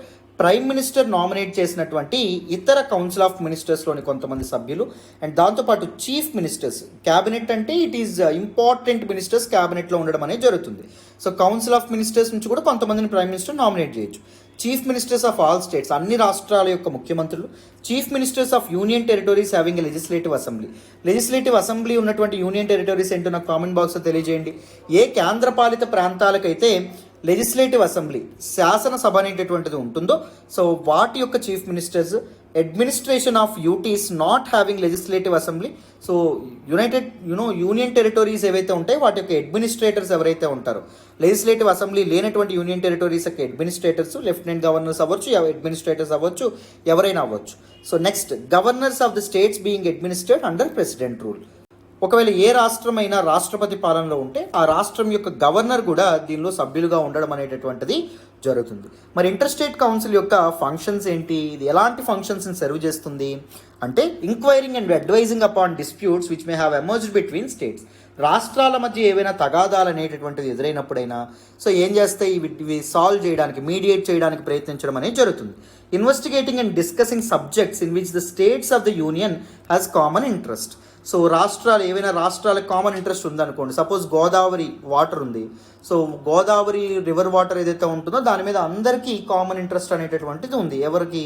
So ఆంధ్రప్రదేశ్కి, తెలంగాణకి, మహారాష్ట్రకి, రైట్. సో అండ్ దాంతోపాటు కర్ణాటకకి ఇలా ఉండడం అనేటటువంటి జరిగింది, అవునా? సో దిస్ పర్టిక్యులర్ ఇదేదైతే ఉంటుందో అందరికీ ఫుల్ వాటర్ కావాలి. సో అందుకోసం ఈ ఇంటర్ స్టేట్ కౌన్సిల్ ఏం చేస్తుంది, ఆ డిస్ప్యూట్ ఏదైతే ఉంటుందో దాన్ని రిజాల్వ్ చేయడానికి ప్రయత్నిస్తుంది మీడియేషన్ ద్వారా. Making suggestions on any such subject for the better coordination of policy and action with respect to that particular subject. So a సబ్జెక్ట్లో అయితే తగాదా అనేటటువంటిది ఉందో, ఏ సబ్జెక్ట్ మీద, ఏ విషయం మీద రాష్ట్రాలకు కానీ, కేంద్రానికి రాష్ట్రానికి మధ్య కానీ బెటర్ కోఆర్డినేషన్ కావాలో. సపోజ్ జిఎస్టీ ఉంది, జిఎస్టీ మీద కేంద్రానికి రాష్ట్రానికి డిఫరెంట్ ఒపీనియన్స్ అనేటటువంటివి ఉన్నాయి అన్నమాట.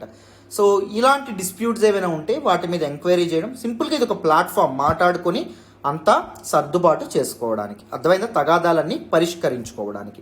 మీకు క్లారిటీ వచ్చిందని అనుకుంటున్నాను ఇంటర్ స్టేట్ కౌన్సిల్ అంటే ఏంటో. సో మరి ఇంటర్ స్టేట్ కౌన్సిల్ ఏదైతే ఉంటుందో దాన్ని మళ్ళీ రీకన్స్టిట్యూట్ చేయడం అనేటటువంటిది జరిగిందంట. అది మనకి న్యూస్లోకి రావడం అనేటటువంటిది జరిగింది. వెరీ ఇంపార్టెంట్ ఆర్టికల్ అమ్మ. సో మరి నెక్స్ట్ ఆర్టికల్ మాట్లాడదాం, జాగ్రత్తగా వినండి. ఈరోజు హిందూ ఎనాలిసిస్లో మనం మాట్లాడుకునే నెక్స్ట్ ఆర్టికల్ చూడండి. A new billionaire every 30 years during the pandemic. Very important article, very important article regarding GS paper 1 society, GS paper 2 social ఇష్యూస్కి సంబంధించినటువంటి ఆర్టికల్. ఈ ఆర్టికల్ని నేను ద హిందూలోని ఢిల్లీ ఎడిషన్లో పేజ్ నెంబర్ 12 నుంచి సెలెక్ట్ చేసుకోవడం అనేటటువంటి జరిగిందమ్మా. వెరీ ఇంపార్టెంట్ ఆర్టికల్ అండి, జాగ్రత్తగా వింటే క్లియర్గా మీకు ఈ ఆర్టికల్ అర్థమవుతుంది, వినండమ్మా. సో న్యూస్లోకి ఏం రావడం అనేటటువంటి జరిగిందో చూడండి. న్యూ ఆక్స్ఫామ్ అనేటటువంటి ఒక ఆర్గనైజేషన్ ఒక రిపోర్ట్ ఇచ్చారు. ప్రాఫిటింగ్ ఫ్రమ్ పెయిన్ అనేటటువంటి ఒక పేరు గల రిపోర్ట్ అనేటటువంటిది రిలీజ్ చేయడం అనేటటువంటి జరిగింది. దీనిలో wealth of billionaires in the world, ప్రపంచంలో ఉన్నటువంటి కోటీశ్వరులు ఎవరైతే ఉన్నారో వాళ్ళ యొక్క సంపద గురించి ఇవ్వడం అనేటటువంటిది జరిగిందన్నమాట. దీనిలో ఏం చెప్పారు అంటే బిలీనియర్స్ యొక్క వెల్త్ ఏదైతే ఉంటుందో అది పాండమిక్ సమయంలో, అంటే COVID-19 సమయంలో రేజ్ అవుతున్న సమయంలో విపరీతంగా పెరగడం అనేటటువంటి జరిగిందంట. The total wealth of the world's billionaires is now equivalent to 13.9% of the global GDP. So global జీడిపిలో 13.9% బిలీనియర్స్ యొక్క ఆస్తే ఉండడం అనేటటువంటి జరిగింది. It is up from 4.4 in 2000.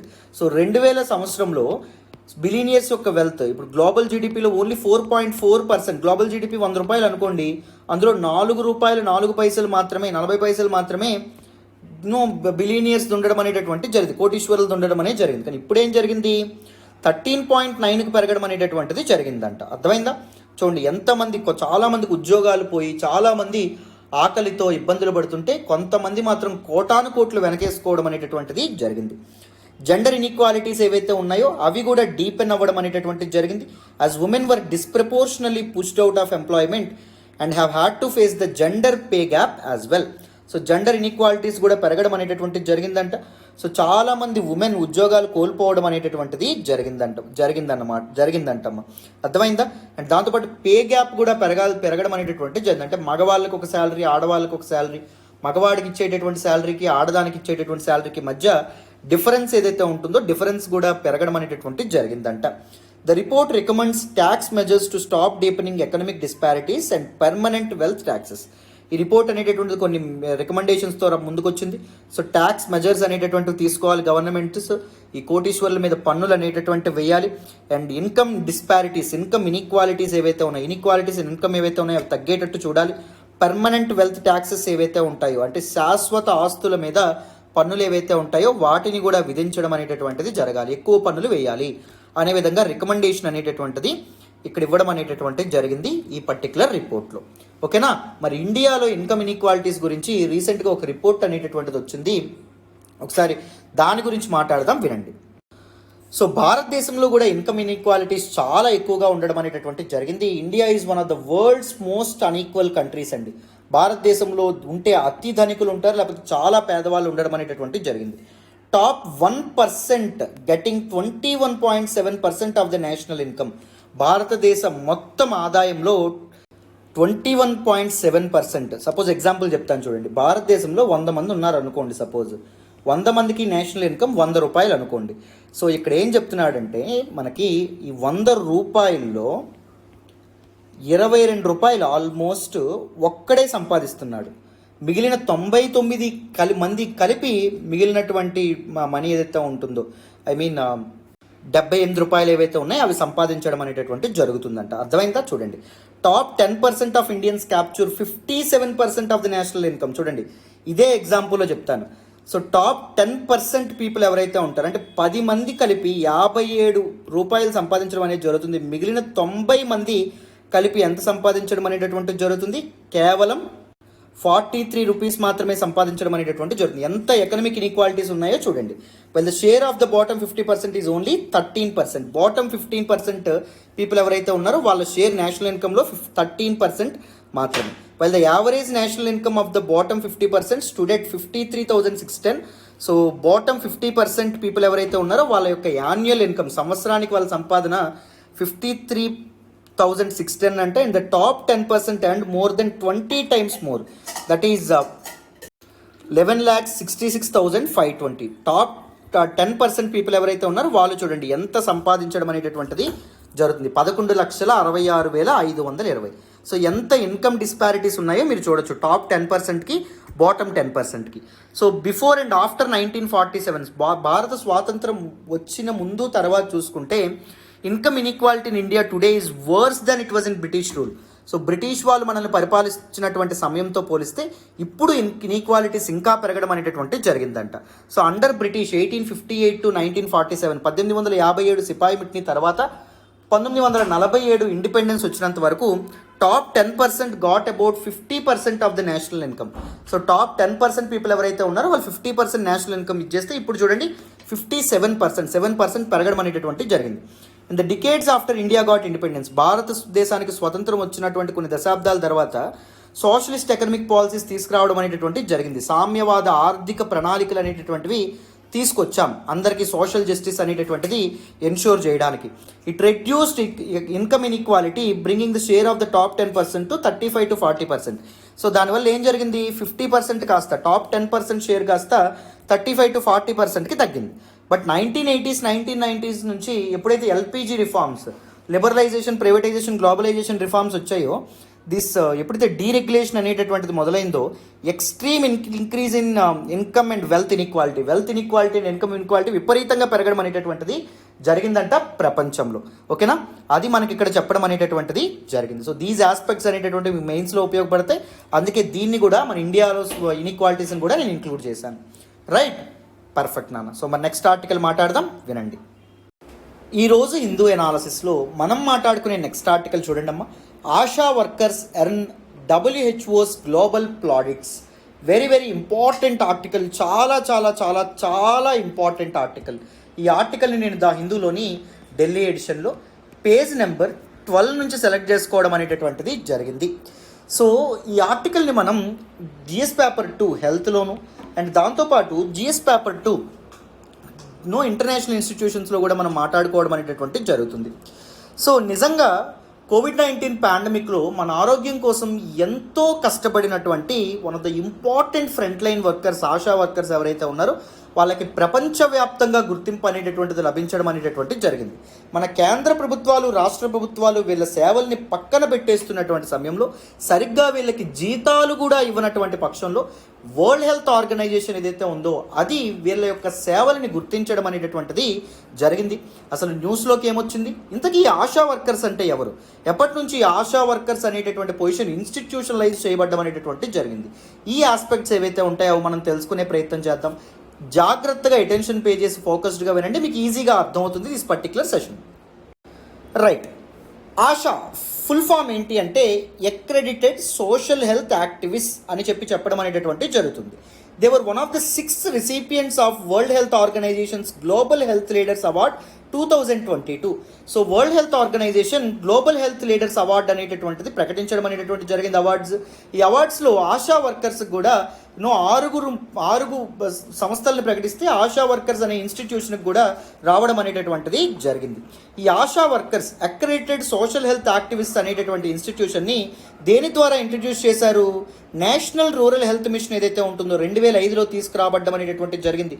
దాని ద్వారా ఇన్స్టిట్యూషనలైజ్ చేయడం అనేటటువంటిది జరిగింది. They constitute India's front line health work force.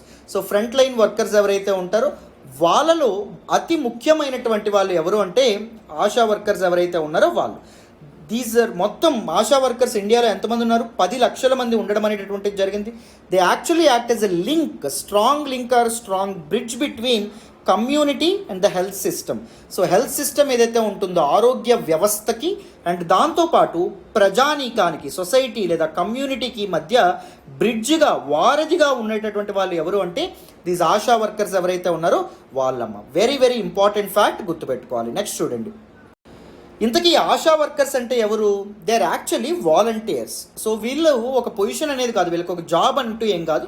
వీళ్ళు యాక్చువల్లీ స్వచ్ఛందంగా ముందుకు వచ్చినటువంటి వ్యక్తులు from with in the community. అంటే ప్రజల నుంచే స్వచ్ఛందంగా ప్రజాసేవ చేయడానికి, ప్రజారోగ్యం కోసం వచ్చినటువంటి వాళ్ళు, who are trained to provide information and aid people in accessing benefits of various healthcare schemes of the government. ప్రభుత్వం ఇంట్రడ్యూస్ చేసినటువంటి వివిధ హెల్త్ కేర్ స్కీమ్స్ ఏవైతే ఉంటాయో, ఆరోగ్య సంక్షేమ పథకాలు ఏవైతే ఉంటాయో, సపోజ్ ఇప్పుడు మనకి మెటర్నిటీ బెనిఫిట్స్ కానీ, లేకపోతే ఇమ్యునైజేషన్ అంటే వ్యాక్సినేషన్ అనేటటువంటిది, పోలియో చుక్కలు వేయడానికి కానీ, ఇలాంటి అవేర్నెస్ అనేది కల్పించడం, ప్రజల్లో ఇలాంటి ఇలాంటి విషయాల గురించి చెప్పడం, హెల్త్ కేర్ స్కీమ్స్ ఏవైతే ఉంటాయో వాటి గురించి చెప్పడం, ఇలాంటి వాటి కోసం ఇన్స్టిట్యూషనలైజ్ చేసినటువంటి వాలంటీర్స్ అనమాట. They act as a bridge connecting marginalised communities, బడుగు బలహీన వర్గాలని, అండ్ దాంతోపాటు primary health care centres, health care system ఏదైతే ఉంటుందో, అంటే PHCs, sub centres, district hospitals, ఈ హెల్త్ సిస్టమ్ని అండ్ దాంతోపాటు మార్జినలైజ్డ్ కమ్యూనిటీస్ని కలిపేటటువంటి ఒక వారధిగా వీళ్ళని మనం చెప్పొచ్చు.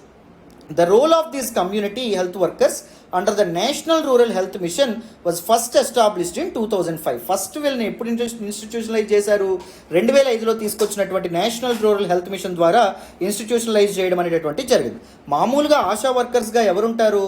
మ్యారీడ్ అంటే వివాహమైనటువంటి మహిళలు కానీ, విడోడ్ అంటే వితంతువులైనటువంటి మహిళలు కానీ, డైవర్స్డ్ విమెన్ ఎవరైతే ఉంటారో అంటే విడాకులు తీసుకున్నటువంటి ఉమెన్, సింగిల్ ఉమెన్ ఎవరైతే ఉంటారో between the ages of 25 to 45, 25 నుంచి 45 వయసు గల మధ్య వాళ్ళు ఎవరైతే ఉంటారో వాళ్ళు విత్ ఇన్ ద కమ్యూనిటీ, ఆ ప్రజానికం నుంచే వాళ్ళు ఎంపిక చేయడం అనేటటువంటిది జరుగుతుందన్నమాట. దీనివల్ల ట్విన్ ఆబ్జెక్టివ్ అచీవ్ చేయొచ్చు. మార్జినలైజ్డ్ కమ్యూనిటీస్కి హెల్త్ ప్రొవైడ్ చేయొచ్చు.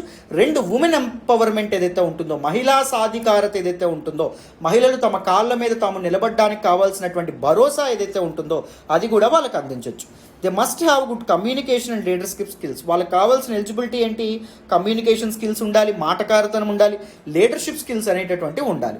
అంటే గవర్నమెంట్ యొక్క స్కీమ్స్ యొక్క ప్రొవిజన్స్ని సో ప్రజలు ఎవరైతే ఉంటారో వాళ్ళకి తీసుకెళ్ళగలగాలి. సపోజ్ ఇన్స్టిట్యూషనలైజ్డ్ బర్త్స్ కానీ, అంటే గవర్నమెంట్ హాస్పిటల్స్లోనే డెలివరీ అనేటటువంటిది చేయించుకోండి అని చెప్పాలి. నియోనాటల్ చెకప్స్ అని అంటాం, అంటే ప్రీనాటల్ చెకప్స్, నియోనాటల్ చెకప్స్, అంటే గర్భం అనేటటువంటిది ఇది అవ్వకముందు, డెలివరీ అవ్వకముందు చెకప్స్ అనేటటువంటివి చేయించుకోవడం గురించి, డెలివరీ అయిన తర్వాత చెకప్స్ అనేటటువంటివి చేయించుకోవడం, అండ్ దాంతోపాటు ఎలాంటి న్యూట్రిషన్ ఫుడ్ అనేటటువంటివి తీసుకోవాలి, దాంతోపాటు ఎలాంటి మెడిసిన్స్ అనేటటువంటివి ఫాలో అవ్వాలి, లైఫ్ స్టైల్ హ్యాబిట్స్ అనేటటువంటివి ఎలా ఉండాలి, ఇలాంటి విషయాల మీద పీపుల్కి అవేర్నెస్ అనేటటువంటిది, చైతన్యం అనేటటువంటిది అందించడానికి వీళ్ళు పనిచేయడం అనేటటువంటిది జరుగుతుంది. సో 8వ తరగతి వరకు చదువుకున్నటువంటి వాళ్ళని దీనిలోకి మామూలుగా తీసుకోవడం అనేటటువంటిది జరుగుతుంది అనమాట. ఈ ఆశా వర్కర్స్ ఎవరైతే ఉంటారో వాళ్ళు దేశం వ్యాప్తంగా ఎంతమంది ఉన్నారు అనేటటువంటి విషయం కూడా మనం తెలుసుకోవాలి. సో ప్రతి 1000 మంది పీపుల్కి, 1000 పాపులేషన్కి సో ఒక ఆశా వర్కర్ ఉండడం అనేటటువంటి జరుగుతుంది. చూడండి, ఇదే ప్రిలిమ్స్లో ఇలాంటివి అడుగుతారు. ఆశా వర్కర్స్ని ఏరియా బట్టి ఇన్స్టిట్యూషనలైజ్ చేస్తారా, పాపులేషన్ బట్టా? చెప్పండి మీరు ఇప్పుడు. పాపులేషన్ బట్టి ప్రతి 1000 మంది జనాభాకి ఒక ఆశా వర్కర్ని ఇన్స్టిట్యూషనలైజ్ చేయడం అనేది జరుగుతుంది. సపోజ్ మనం hilly, tribal and other sparsely populated areas చూద్దాం. అంటే చాలా తక్కువ మంది జనాభా గుంపులుగా ఉంటారు. మరి అక్కడ అంటే ఆ హ్యాబిటేషన్ ఏదైతే ఉంటుందో ఆ గ్రామం మొత్తానికి తండాలుగా ఉంటారు కొంతమంది. సపోజ్ అక్కడ 300 మందే నివసిస్తూ ఉంటారు. మరి ప్రతి 1000 మందిగా అంటే 300 మందికి ఎవరు ఉండరా సార్ అంటే కాదు. ఆ 300 మందికి కూడా ఒకరిని పెట్టడం అనేటటువంటి జరుగుతుంది ఇలాంటి తక్కువ పాపులేషన్ ఉన్నటువంటి ఏరియాస్కి. ఇండియాలో ఇప్పుడు 10.4 lakh ఆశా వర్కర్స్ ఉండడం అనేటటువంటి జరుగుతుంది. సో రేయింబవళ్ళు వాళ్ళు ఇంటింటా తిరిగి ప్రజారోగ్యం కోసం, ప్రజలకి సరైనటువంటి ఆరోగ్య వసతులు అనేటటువంటివి అందించడం కోసం చాలా కష్టపడడం అనేటటువంటిది జరిగిందమ్మా. So one of the largest work forces అని చెప్పి మనం చెప్పుకోవచ్చు. ఉత్తరప్రదేశ్లో ఏకంగా 1.63 lakh ఆశా వర్కర్స్ ఉన్నారు. బీహార్లో 89,437 ఉన్నారు. మధ్యప్రదేశ్లో 77,531 ఉన్నారు. These are highly populous states కదా, పాపులేషన్ బట్టి కదా ఆశా వర్కర్స్ ఉంటారు. సో చూడండి, ఎక్కువ పాపులేషన్ ఉన్నటువంటి స్టేట్స్లో ఎక్కువ మంది ఆశా వర్కర్స్ మనకు ఉండడం అనేటటువంటి జరిగింది. So Goa is the only state with no such ASHA worker. ఒక్క ఆశా వర్కర్ కూడా లేనటువంటి స్టేట్ ఏదైనా ఉంది అంటే అది గోవా అన్నమాట. అర్థమైందా? Very very important. According to the data of September 2019 national health machine యొక్క డేటా ప్రకారం ఒక్క ఆశా వర్కర్ కూడా ఎన్నిక కాబడినటువంటి, అపాయింట్ కాబడినటువంటి స్టేట్ ఏమైనా ఉంది అంటే అది గోవా నాన్న. అర్థమైందా? సో దీస్ ఆస్పెక్ట్స్ అనేటటువంటి ప్రిలిమ్స్లో మనకు అడిగేటటువంటి అవకాశం ఉంది, అది మనం గుర్తుపెట్టుకోవాలి. And these people work relentlessly, నిజంగా చాలా కష్టపడ్డం అనేటటువంటి జరిగింది. కోవిడ్-19 పాండమిక్ సమయంలో వాళ్ళ ప్రాణాలకు సైతం వాళ్ళు తెగించి ఇంటింటా వెళ్ళి ప్రజలకి వ్యాక్సినేషన్ గురించి కానీ, లేకపోతే కోవిడ్-19 టెస్టింగ్ గురించి కానీ, ప్రికాషన్స్ గురించి కానీ, వీటన్నింటి గురించి తెలియజెప్పడానికి చాలా వీళ్ళు కష్టపడ్డం అనేటటువంటిది జరిగింది. మహిళలు అయినప్పటికీ these women are very vulnerable to some health issues, but still వాళ్ళు ధైర్యంగా ఇది చేయడం అనేటటువంటిది జరిగింది. సో వరల్డ్ హెల్త్ ఆర్గనైజేషన్ లాంటి ఒక అంతర్జాతీయ సంస్థ వీళ్ళ యొక్క సేవల్ని గుర్తించడం అనేటటువంటిది నిజంగా భారతదేశం మొత్తం హర్షించదగినటువంటి విషయం అని చెప్పి మనం చెప్పుకోవచ్చు. ఓకేనా? మీ దగ్గరలో ఎవరైనా ఆశా వర్కర్స్ కానీ ఎవరైనా ఉంటే ఒకసారి వాళ్ళ దగ్గరికి వెళ్ళండి, వీలైతే వీలైతే వాళ్ళని కంగ్రాచులేట్ చేసేటటువంటి ప్రయత్నం కూడా చేయండి. It is a huge achievement అని చెప్పి మనం చెప్పుకోవచ్చు. ఓకేనా? రైట్, నెక్స్ట్ చూడండి. So now let us look at different challenges. మరి వీళ్ళు ఫేస్ చేస్తున్నటువంటి ఛాలెంజెస్ ఏంటి? చాలా కాలంగా వీళ్ళు చాలా ప్రొటెస్టులు కూడా చేస్తున్నారు వివిధ రాష్ట్రాల్లో. వీళ్ళ సమస్యలు ఏంటి అంటే, మొదట వీళ్ళకి రెగ్యులర్ శాలరీస్ అనేటటువంటి ఉండవు. So state have no obligation to pay them salaries. So వీళ్ళు మామూలుగా వాలంటీర్స్గా గుర్తింపబడ్డం అనేటటువంటి అంటే స్వచ్ఛందంగా సేవ చేయడానికి ముందుకు వచ్చినటువంటి వాళ్ళు. వీళ్ళకి గవర్నమెంట్ ఎటువంటి శాలరీస్ అనేటటువంటి పే చేయడం అనేది జరగదు. వీళ్ళకు కమిషన్ అనేటటువంటిది వస్తుంది. సపోజ్ ఒక ఇన్స్టిట్యూషనలైజ్డ్ బర్త్ వచ్చింది అనుకోండి, అంటే ప్రెగ్నెంట్ ఉమెన్ గవర్నమెంట్ హాస్పిటల్కి తీసుకెళ్ళినా, లేకపోతే సెకండ్ మనం చూద్దాం ఇంకా చాలా, ఇప్పుడు వ్యాక్సినేషన్ అనేటటువంటిది వేయించిన, చిన్నపిల్లలకి పోలియో చుక్కలు వేయించిన అప్పుడు కమిషన్ అనేటటువంటిది వస్తుంది కాబట్టి, కానీ వీళ్ళకి రెగ్యులర్ శాలరీ అనేటటువంటిది ఉండదు. చాలా రాష్ట్రాలు పే చేయట్లేదు, కొన్ని రాష్ట్రాలు పే చేస్తున్నాయి. ఇప్పుడు ఆంధ్రప్రదేశ్ పే చేస్తుంది ఆశా వర్కర్స్కి. అండ్ ఇప్పుడు మనం మాట్లాడుకుంటే ఇప్పుడు గుజరాత్ ఆశా వర్కర్స్కి ఎటువంటి పేమెంట్ ఇవ్వట్లా, ఒరిస్సా ఆశా వర్కర్స్కి ఎటువంటి పే చేయట్లా. సో ఇలా చాలా రాష్ట్రాల్లో అసలు శాలరీస్ అనేటటువంటివి లేవు. Lack of recognition for their work. వాళ్ళ యొక్క వర్క్ ఏదైతే ఉంటుందో, పని ఏదైతే ఉంటుందో దానికి సరైన గుర్తింపు అనేటటువంటిది కూడా వాళ్ళకి లభించట్లేదని చెప్పి కూడా చెప్పుకోవచ్చు. అండ్ సో ఇలాంటి ఒక ఇబ్బందికరమైనటువంటి పరిస్థితుల్లో వాళ్ళు పనిచేస్తున్నప్పటికీ, హాస్పిటల్స్ పాండమిక్లో పనిచేస్తున్నప్పటికీ వాళ్ళ మీద ఎటువంటి హెల్త్ ఇన్సూరెన్స్ కానీ, లేకపోతే బేసిక్ బెనిఫిట్స్ కానీ, లేకపోతే సోషల్ సెక్యూరిటీ సామాజిక భద్రత కానీ, సో ఇలాంటివి ఎటువంటివి వాళ్ళకి గవర్నమెంట్ అనేటటువంటిది ఇవ్వట్లేదు. అది నిజంగా ఇబ్బంది పెట్టేటటువంటి విషయం. అందుకే చాలామంది వాళ్ళకి రెగ్యులర్ పే అనేటటువంటిది ఇవ్వమని చెప్పి, ఎందుకంటే వాళ్ళు లేంబవళ్ళు వర్క్ చేశారు. ఆల్మోస్ట్ 24 hours పాండమిక్ టైంలో వర్క్ చేయడం అనేటటువంటిది జరిగింది. అది ఆషామాషి విషయం కాదు. సో సర్వీస్ 24 hours మనం చేయం కదా. So there should be a remunerative salary వాళ్ళు చేసినటువంటి పనికి. సో అందుకే వాళ్ళు చాలామంది ప్రొటెస్ట్ అనేటటువంటివి చేయడం అనేది జరుగుతుంది అన్నమాట. అర్థమైందా? So these are some important aspects regarding this particular article. So డీటెయిల్డ్గా ఈ ఆర్టికల్ కూడా మీకు అర్థమైందని అనుకుంటున్నాను. మరి ఇప్పుడు ఏం చేద్దాం, నెక్స్ట్ ఆర్టికల్ డిస్కస్ చేద్దాం. జాగ్రత్తగా వినండి అమ్మా. ఈరోజు హిందూ ఎనాలిసిస్లో మనం మాట్లాడుకునే నెక్స్ట్ ఆర్టికల్ చూడండి. US to defend Taiwan against China, Joe Biden. Very very important article regarding GS paper 2 నాన్న, ఇంటర్నేషనల్ రిలేషన్స్కి సంబంధించినటువంటి ఆర్టికల్. ఈ ఆర్టికల్ని నేను ద హిందూలోని ఢిల్లీ ఎడిషన్లో పేజ్ నెంబర్ 1 నుంచి సెలెక్ట్ చేసుకోవడం అనేటటువంటిది జరిగింది. తైవాన్ పైన చైనా అనేటటువంటిది ఫోర్స్ వాడితే, అంటే బలవంతంగా తైవాన్ని చైనా తనలో కలుపుకుంటే మేము కూడా మిలిటరీ ఫోర్స్ని ఉపయోగించాల్సి ఉంటుంది చైనాకి వ్యతిరేకంగా, తైవాన్ని డిఫెండ్ చేస్తాం, తైవాన్కి సపోర్ట్ చేస్తాం అనే విధంగా జో బైడెన్ మనకి చెప్పడం అనేటటువంటి జరిగింది. ఏంటి తైవాన్, ఏంటి చైనా, ఏంటి అసలు దాని యొక్క చరిత్ర, దీని హిస్టరీ ఏదైతే ఉంటుందో అది మనకు అర్థమైతే తప్ప మనకి ఈ ఆర్టికల్ అనేటటువంటిది అసలు అర్థం కాదు. సో అందుకే చైనా తైవాన్ రిలేషన్ అసలు ఏంటి, వాళ్ళిద్దరి మధ్య ఉన్న రిలేషన్ ఏంటో ఫస్ట్ మనం తెలుసుకునేటటువంటి ప్రయత్నం చేద్దాం. తర్వాత ఈ ఆర్టికల్ మీకు ఎక్స్ప్లెయిన్ చేస్తాను. బ్యాక్గ్రౌండ్ చెప్పిన తర్వాత మీకు అప్పుడు ఈజీగా అర్థమవుతుంది ఈ ఆర్టికల్. జాగ్రత్తగా వినండి అమ్మా. సో ఈ ఆర్టికల్ మీకు అర్థం కావాలంటే మీకు కొంత బ్యాక్గ్రౌండ్ అనేది అర్థం కావాలి. ముందు చైనాకి తైవాన్కి మధ్య హిస్టరీ ఏంటి, ఆ రిలేషన్స్ ఏంటో మీరు తెలుసుకోవాలి. జాగ్రత్తగా తెలుసుకునే ప్రయత్నం చేద్దాం. జాగ్రత్తగా వినండి. ముందు ఇంతకీ తైవాన్ ఎక్కడుంది? ఇదిగోండి, this is main land China. మీకు ఇక్కడ కనిపిస్తుందని అనుకుంటున్నాను. సో ఇక్కడ పక్కనే ఇది చూడండి, ఇది మయన్మార్, మన ఇండియాకి పక్కనే ఉంటుంది. బర్మా అని కూడా అనేవాళ్ళు ఒకప్పుడు, రైట్?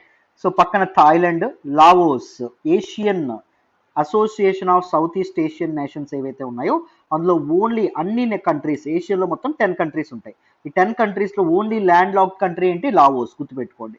కాంబోడియా అండ్ వియత్నాం అనేది ఇక్కడ ఉండడం అనేది జరిగింది. సో మన తాలూకా చైనాకి పక్కనే ఇక్కడ చూడండి తైవాన్, ఇదిగోండి ఇది తైవాన్. చైనాకి తైవాన్కి మధ్య ఉండేటటువంటి strait, the strait that connects south China sea and దాంతోపాటు ఈస్ట్ చైనా సీ రెండింటిని కలిపేటటువంటిది ఏంటి, తైవాన్ స్ట్రైట్ అని చెప్పి అంటారు. అండ్ ఇదిగోండి ఇది సౌత్ చైనా సీ, ఇది పసిఫిక్ ఓషన్. సౌత్ చైనా సీని పసిఫిక్ ఓషన్ ని కలిపేటటువంటి స్ట్రైట్ ఏంటి, దీన్ని లుజాన్ స్ట్రైట్ అంటారు. ఫిలిప్పీన్స్ లో అతి పెద్దదైనటువంటి ఇది ఏంటి అంటే ఐలాండ్ ఏంటి అంటే దట్ ఈస్ లుజాన్, అందుకే లుజాన్ స్ట్రైట్ అని చెప్పి అనడం అనేది జరుగుతుంది. ఈ ఇంపార్టెంట్ ఫ్యాక్ట్స్ మీరు గుర్తుపెట్టుకోవాలి. అయితే చూడండి, మామూలుగా ఇప్పుడు చైనాని ఏమని పిలుస్తారు అంటే పీపుల్స్ రిపబ్లిక్ ఆఫ్ చైనా అని పిలుస్తారు. మెయిన్లాండ్ చైనాని పీపుల్స్ రిపబ్లిక్ ఆఫ్ చైనా అంటారు. అండ్ తైవాన్ ఏదైతే ఉంటుంది, పక్కన ఉన్నటువంటి తైవాన్ని ఏమని పిలుస్తారమ్మా అంటే ఆర్ఓసి, రిపబ్లిక్ ఆఫ్ చైనా అని చెప్పి పిలుస్తారు. మెయిన్లాండ్ చైనాని పిఆర్సి, తైవాన్ని ఆర్ఓసి అనేటటువంటి పేరుతో పిలుస్తారు. పీపుల్, చైనాలో పాపులేషన్ ఎక్కువ కదా, సో ఆ విధంగా మీరు గుర్తుపెట్టుకోండి. ఓకేనా. So Taiwan is the southern Coast, Taiwan is an island in the southern Coast of China. China యొక్క సదరన్ కోస్ట్ లో ఉండడం అనేది జరుగుతుంది, ఒక island nation. It is governed independently from mainland China since 1949. 1949 నుంచి it is being governed independently. దీనికి autonomy అనేది ఉండడం అనేది జరిగింది, దీని గవర్నెన్స్ ఇదే చూసుకోవడం అనేది జరుగుతుంది. And PRC views the island as a province. People's republic of China ఏమనుకుంటుంది, తైవాన్ ఏదైతే ఉంటుందో Taiwan is a part of China అని చెప్పి అండం అనేది జరుగుతుంది. Taiwan is an inevitable part of China అండం అనేది జరుగుతుంది. బట్ తైవాన్ మాత్రం దీన్ని యాక్సెప్ట్ చేయదు. తైవాన్ మామూలుగా మెయిన్లాండ్ చైనా గవర్నమెంట్ ఏమంటుంది అంటే తైవాన్ అనే చైనాకి సంబంధించినటువంటి ఒక ప్రావిన్స్ అని చెప్పడం అనేది జరుగుతుంది. These are basic things that you need to understand. Let us understand the history of Taiwan. Taiwan యొక్క చరిత్ర ఏంటి అని చెప్పి మనం ఇక్కడ తెలుసుకుందాం, జాగ్రత్తగా వినాలి. So in the late 17th century అంటే 1650ల టైంలో, 1650s ఆ టైంలో ఎథ్నిక్ హాన్ చైనీస్ సెటిలర్స్, హాన్ అనేటటువంటి తెగకు చెందినటువంటి, ట్రైబ్కు చెందినటువంటి చైనీస్ సెటిలర్స్, ఈ హాన్ ట్రైబ్ ఎవరైతే ఉన్నారో దే ఆర్ మర్చెంట్స్ అండి. దీస్ ఆర్ మర్చెంట్ ట్రైబ్ అన్నట్టు, మర్చెంట్ ఫ్యామిలీస్ అన్నట్టు. దీస్ మర్చెంట్స్ ఎవరైతే ఉన్నారో వాళ్ళు ఎక్కడికి రావడం అనేది జరిగింది, తైవాన్కి రావడం అనేది జరిగింది. ఎప్పుడు వచ్చారు, 1650s ఆ టైంలో.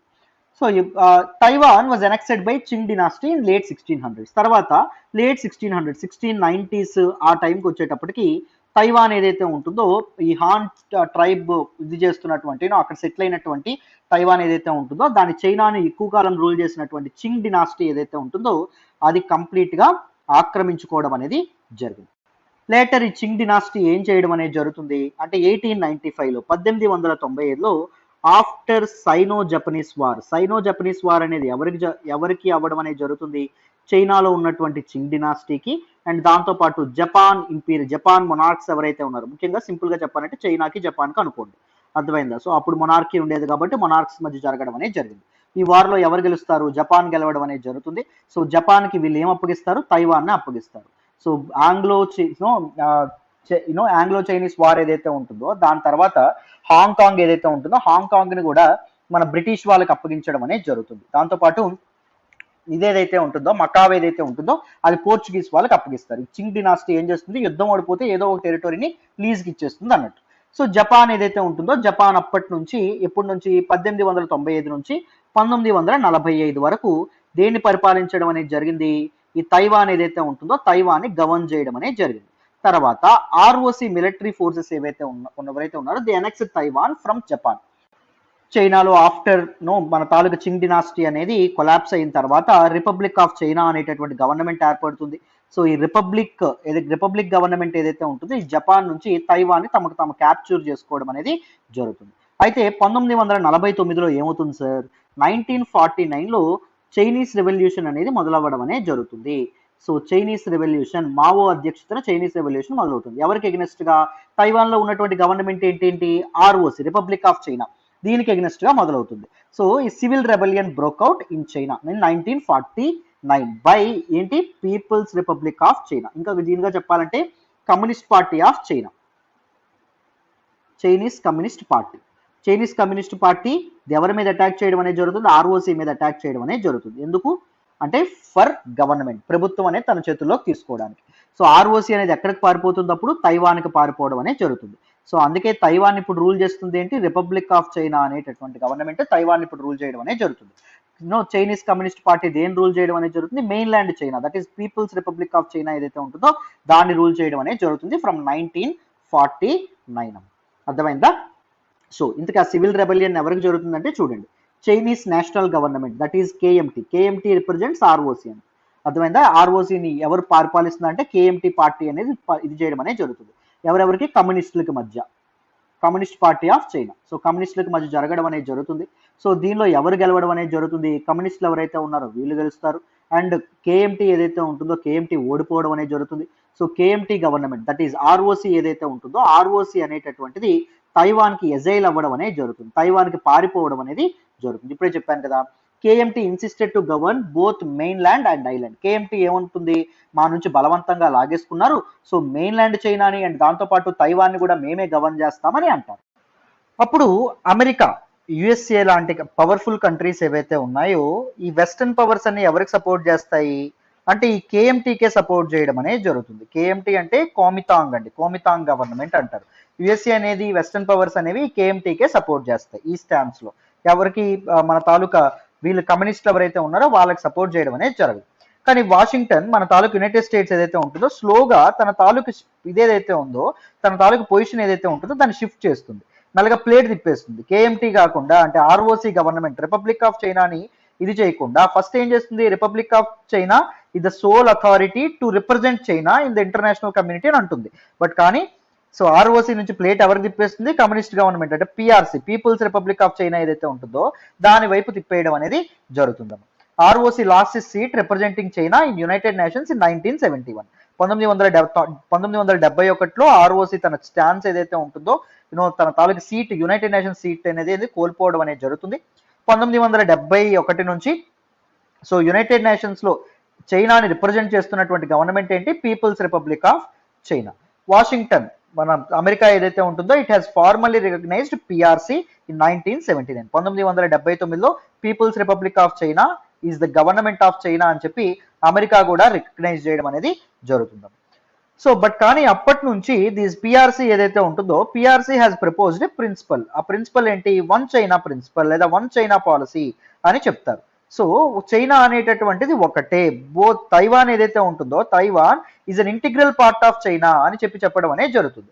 బట్ ఈ వన్ చైనా ప్రిన్సిపల్ మీద చైనాకి అండ్ దాంతోపాటు తైవాన్కి స్టాండ్స్లు అనేవి డిఫరెంట్ గా ఉండడం అనేది జరిగిందాం. They disagree on this island stands. PRC ఏం చెప్తుంది? There is only one China and Taiwan is inalienable part of it అని చెప్తుంది. So Taiwan is a part of China అని చెప్పడం అనేది జరుగుతుంది. And Taiwan is bound by an agreement reached in 1992. 1992లో so మన తైవాన్ ఒక అగ్రిమెంట్ చేసుకుంది. ఆ అగ్రిమెంట్ ప్రకారం Taiwan is a part of China అని చెప్తుంది. ఆ అగ్రిమెంట్ పేరు ఏంటంటే కన్సెన్సస్ అండి. ఈ అగ్రిమెంట్ ఎవరెవరి మధ్య జరుగుతుంది అంటే చైనీస్ కమ్యూనిస్ట్ పార్టీ సిసిపి పిఆర్సీని రిప్రజెంట్ చేస్తుంది. అండ్ దాంతోపాటు అండ్ కేఎంటీ గవర్నమెంట్ ఏదైతే ఉంటుందో కోమితాంగ్ గవర్నమెంట్ ఇప్పుడు తైవాన్ ని రిప్రజెంట్ చేస్తుంది. CCP is representing People's republic of China, mainland China. KMT is representing Taiwan అంటే రిపబ్లిక్ ఆఫ్ చైనా. 1992లో ఇది అవ్వడం అనేది జరుగుతుంది. ఈ అగ్రిమెంట్ లో ఏం డిసైడ్ అవుతారు? There is only one China but allows for different interpretations. ఇద్దరికి డిఫరెంట్ ఇంటర్ప్రిటేషన్స్ అనేవి ఉండొచ్చు. అండర్లైన్ మీనింగ్ ఏంటి అంటే Taiwan will not seek independence. Taiwan అనేది చైనా నుంచి వేరవ్వడానికి లేదు by this particular agreement, 1992 agreement అని చెప్పి మన తాలూకా చైనా యొక్క స్టాన్స్ అనేది ఉండడం అనేది జరిగింది. నాకు అర్థమైందా? This is the background about China and Taiwan relations. మరొక్కసారి ఇక్కడ రిపీట్ చేస్తున్నాను చూడండి. ఎథ్నిక్ చైనీస్ సెటిలర్స్ ఎవరైతే ఉన్నారో, హాన్ చైనీస్ సెటిలర్స్ ఎవరైతే ఉన్నారో వాళ్ళు 17th సెంచరీలో ఎక్కడికి వస్తారు? తైవాన్కి వస్తారు. తర్వాత చైనాని పరిపాలిస్తున్నటువంటి చింగ్ డినాస్టీ ఏదైతే ఉంటుందో చింగ్ డినాస్టీ తైవాన్ని ఆక్రమించుకుంటుంది. తర్వాత సైనో జపనీస్ వార్లో ఓడిపోయినటువంటి చింగ్ డినాస్టీ తైవాన్ని ఎవరికి అప్పగించడం అనేది జరుగుతుంది? జపాన్కి అప్పగించడం అనేది జరుగుతుంది. 1945 వరకు అంటే వరల్డ్ వార్ 2 ఏదైతే ఉంటుందో ఎండ్ అయినంత వరకు జపాన్ ఏదైతే ఉంటుందో జపాన్ అండర్లో తైవాన్ ఉండడం అనేది జరుగుతుంది. సో వరల్డ్ వార్ 2 ఎండ్ అయిన తర్వాత సో చైనాని పరిపాలిస్తున్నటువంటి అప్పుడు గవర్నమెంట్ ఆర్ఓసి గవర్నమెంట్ తైవాన్ని లాగేసుకోవడం అనేది జరుగుతుంది. 1949లో సివిల్ రెబెలియన్ అనేది బ్రేక్అవుట్ అవుతుంది. ROC is replaced by PRC, peoples republic of China in mainland China. ఈ ఆర్ఓసి ఎక్కడికి పారిపోతుంది? తైవాన్కి పారిపోవడం అనేది జరుగుతుంది. ఈ రెబెలియన్ అనేది కండక్ట్ చేసింది ఎవరు? Communist Party of China. అర్థమైందా? సో వీళ్ళు ఇది చేయడం అనేది జరుగుతుంది. సో ఫస్ట్ ఎవరు సపోర్ట్ ఉంటారు? ఆర్ఓసి సపోర్ట్ వెస్టర్న్ పవర్స్ ఉంటారు. తర్వాత పిఆర్సి వైపు వెళ్ళడం అనేది జరుగుతుంది. So finally so ROC lost its seat representing China in UN in 1971, 1971. United States of America పిఆర్సీని రికగ్నైజ్ చేయడం అనేది జరుగుతుంది ఎప్పుడు, 1979. So these are some important facts you need to remember regarding China Taiwan relations. Background అంతా ఇదమ్మా. ఇప్పుడు న్యూస్లోకి ఏమొచ్చిందో మాట్లాడదాం, వినండి. సో ఇప్పుడు న్యూస్లోకి ఏమొచ్చింది అంటే, చైనా అనేటటువంటిది ఒకవేళ తైవాన్ నాదంటుంది, ఓకే, తైవాన్ను ఒకవేళ బలవంతంగా ఫోర్స్ ఉపయోగించి తనలో కలుపుకోవాలని చూస్తే మేము మాత్రం అస్సలు ఉపేక్షించేది లేదు. We will use force also. మేము కూడా మిలిటరీని వాడాల్సి ఉంటుంది తైవాన్ని డిఫెండ్ చేయడానికి, తైవాన్ యొక్క సోవరెనిటీని కాపాడుకోవడానికి అని చెప్పడం అనేటటువంటిది జరిగింది. అర్థమైందా? సో మీకు దిస్ పర్టిక్యులర్ టాపిక్ ఏదైతే ఉంటుందో అది క్లారిటీ వచ్చిందని అనుకుంటున్నాను. ఎందుకంటే ముఖ్యంగా అమెరికాకి చైనా అంటే పడదు కాబట్టి.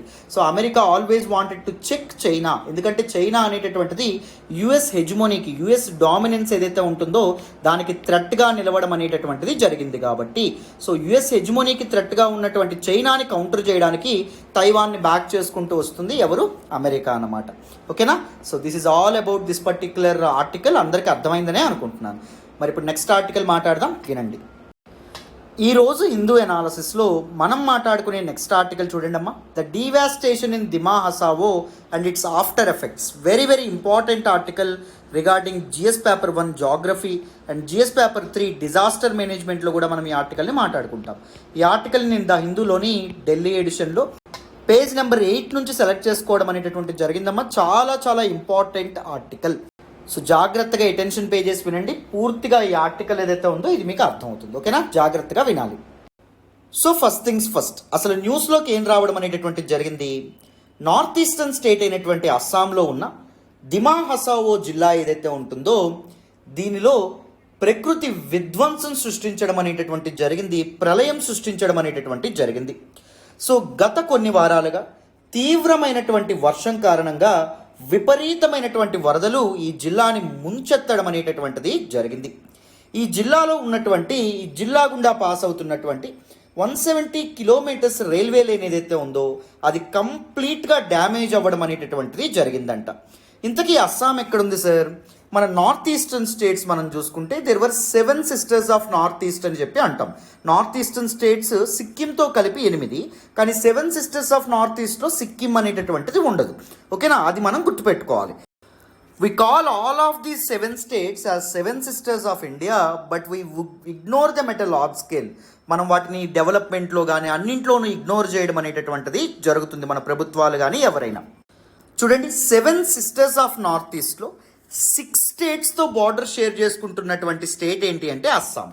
Assam shares border with Arunachal Pradesh, Assam shares border with Nagaland, Assam shares border with Manipur, Assam shares border with Mizoram, Assam shares border with Tripura, Assam shares border with Meghalaya. వీటన్నింటితో కూడా అస్సాం బార్డర్ షేర్ చేసుకోవడం అనేటటువంటి జరుగుతుంది. అందుకే అస్సాంతో మిగిలిన స్టేట్స్కి చాలా డిస్ప్యూట్స్ అనేటటువంటివి కూడా, బార్డర్ డిస్ప్యూట్స్ కూడా ఉండడం అనేటటువంటి జరిగింది.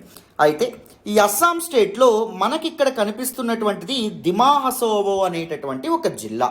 ఈ జిల్లా గుండా ఒక రైల్వే లైన్ పాస్ అవుతుందంట. ఎక్కడి నుంచి ఎక్కడి వరకు ఆ రైల్వే లైన్ అనేటటువంటిది వేశారు చూడండి. ఇక్కడ హొజాయ్ డిస్ట్రిక్ట్ ఉందా, హొజాయ్ జిల్లా ఉందా, ఇక్కడ నుంచి ఎక్కడి వరకు, ఇక్కడ కరీంగంజ్ డిస్ట్రిక్ట్ ఉందా, ఇక్కడ వరకు, ఇదిగోండి ఇలా రైల్వే లైన్ అనేటటువంటిది పాస్ అవుతుంది. కానీ ఫ్లడ్స్ ఈ దిమా హసావో డిస్ట్రిక్ట్ ఏదైతే ఉంటుందో దాన్ని విపరీతంగా ముంచెత్తడం వల్ల సో నిజంగా ఒక ప్రళయం సృష్టించబడ్డం అనేటటువంటిది జరిగిందంట. అండ్ దాంతోపాటు ఒక ట్రైన్ పూర్తిగా మునిగిపోవడం అనేటటువంటిది జరిగిందంట. అస్సాం స్టేట్ గవర్నమెంట్ అండ్ దాంతోపాటు సెంట్రల్ రైల్వే మినిస్ట్రీ వీళ్ళు అసెస్ చేసి దిమా హసావో ఏదైతే ఉంటుందో it suffered a loss of more than 1000 crore, 1000 కోట్లకు పైగా ఆస్తి నష్టం అనేటటువంటి జరిగింది అని చెప్తున్నారు. వెరాజ్ ఎకాలజిస్టులు ఎవరైతే ఉన్నారో, the people who study on ecology, biodiversity, వాళ్ళు ఏం చెప్తున్నారు అంటే the damage could be irreversibly higher అని చెప్తున్నారు. అంటే చాలా బయోడైవర్సిటీకి, ఎకోసిస్టమ్కి చాలా డ్యామేజ్ ఇవ్వడం అనేటటువంటి జరిగింది. దిస్ ఫ్రెజైల్ హిమాలయన్ ఎకోసిస్టమ్ పైన ఇంత డ్యామేజ్ అనేటటువంటిది పడడం వల్ల దాన్ని మళ్ళీ రివర్స్ చేయలేకపోవచ్చు, దాన్ని మళ్ళీ పూడ్చలేనటువంటి నష్టం జరిగిందని చెప్పి మనకి ఇక్కడ చెప్తున్నారు. అయితే అస్సాంలో ఇది జరగడం కొత్త అంటే కాదే. Assam is vulnerable to disastrous floods అండి.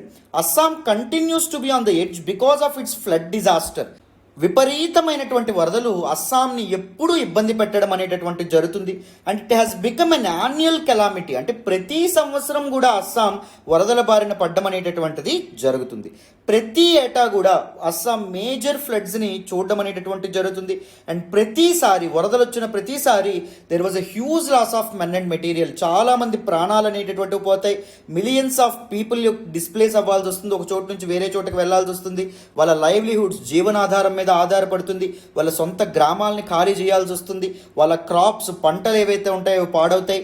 ఇన్ఫ్రాస్ట్రక్చర్, అప్పటికే ప్రభుత్వాలు చాలా కష్టపడి నిర్మించినటువంటి మౌలిక నిర్మాణ సదుపాయాలు ఏవైతే ఉంటాయో అవి కూడా కంప్లీట్గా డ్యామేజ్ అవ్వడం అనేటటువంటి జరుగుతుంది ఫ్లడ్స్ కారణంగా. సో ఈ వరదలు ప్రతి ఏటా ఎందుకు పునరావృతం అవుతున్నాయి, ఎందుకు రికరెంట్ ఫ్లడ్స్ అనేటటువంటిది మనకి అస్సాం చూస్తుంది అనేటటువంటి దాన్ని తెలుసుకోవాలి కదా. సో ఒకసారి తెలుసుకునే ప్రయత్నం చేద్దామా. What are the factors affecting floods in Assam, ఒకసారి చూడండి. So why Assam floods every year, ప్రతి సంవత్సరం అస్సాం వరద ముప్పుకి ఎందుకు లోనవ్వడం అనేటటువంటిది జరుగుతుంది. దీని వెనక చాలా ఫ్యాక్టర్స్ అనేటటువంటివి, చాలా రీజన్స్ అనేటటువంటివి ఉన్నాయంట. ఈ రీజన్స్ ఏవైతే ఉన్నాయో, the factors that are responsible for this Assam's disastrous floods we can divide them into 2 broad ways. 2 రకాలుగా మనం డివైడ్ చేయొచ్చు. ఒకటి natural causes, 2 anthropogenic causes. Natural causes అంటే సహజ కారణాలు అని చెప్పి అంటాం.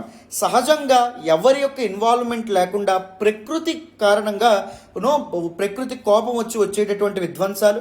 ఆంథ్రపోజెనిక్ కాజెస్ అంటే మానవ తప్పిదాలండి. ఆంథ్రపో అంటే హ్యూమన్, మనిషి అని చెప్పి అర్థం, మ్యాన్ అని చెప్పి అర్థం.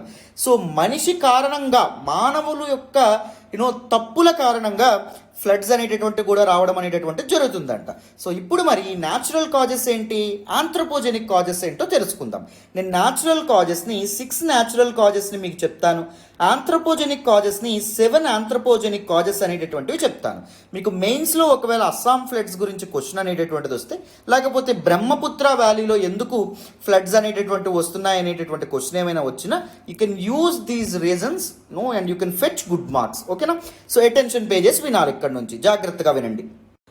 First let us look at natural causes. సహజ కారణాలు ఏవైతే ఉన్నాయో వాటిని చూసే ప్రయత్నం చేద్దాం. చూడండి, మొదటి కారణం ఏంటి అంటే the river Brahmaputra. Brahmaputra is actually considered as a life line of Assam and it is also considered as a threat to Assam. అస్సాంకి ఒక జీవన ఆధారం లాగా ఎలా అయితే బ్రహ్మపుత్ర ఉందో, అదేవిధంగా అస్సాంకి చాలా ముప్పుని కూడా బ్రహ్మపుత్ర అనేది ఏదైతే ఉంటుందో అది తీసుకురావడం అనేటటువంటిది జరుగుతుందంట. ఎందుకో నేను ఇంకో కొద్ది నిమిషాల్లో మీకు చెప్తాను. And it is a massive river system. ఈ రివర్ సిస్టమ్ అనేటటువంటి చాలా హ్యూజ్గా ఉంటుంది. మీరు బ్రహ్మపుత్ర రివర్ బేసిన్ చూస్తే this is the Brahmaputra river basin. Huge land mass ఏదైతే ఉంటుందో దాన్ని ఆక్యుపై చేయడం అనేటటువంటి జరుగుతుంది. మల్టిపుల్ ఛానల్స్ అనేటటువంటి ఉంటాయి, ట్రిబ్యూటరీస్ అనేటటువంటి ఉంటాయి, ఉపనదులు అనేటటువంటి ఉంటాయి, మల్టిపుల్ వాటర్ బాడీస్ని ఇది ఫిల్ చేస్తుంది. And large part of Assam ఏదైతే ఉంటుందో అస్సాం గుండా ఇది పాస్ అవ్వడం అనేటటువంటి జరుగుతుంది. Almost through out the length and breadth of Assam మనకి బ్రహ్మపుత్ర నది ఉండడం అనేటటువంటి జరుగుతుంది. అందుకే దాన్ని లైఫ్ లైన్ ఆఫ్ అస్సాం అని చెప్పడం అనేటటువంటి జరుగుతుంది. మరి ఇప్పుడు లైఫ్ లైన్ అన్నారు, ఓకే సార్ ఒప్పుకుంటాం. ఇరిగేషన్కి కానీ, అగ్రికల్చర్కి కానీ, హైడ్రో ఎలక్ట్రిక్ పవర్ ప్రాజెక్ట్స్కి కానీ, వీటన్నింటికి తాగునీటికి కానీ వీటన్నింటికి వాటర్ ఉపయోగపడుతుంది బ్రహ్మపుత్ర అనేది.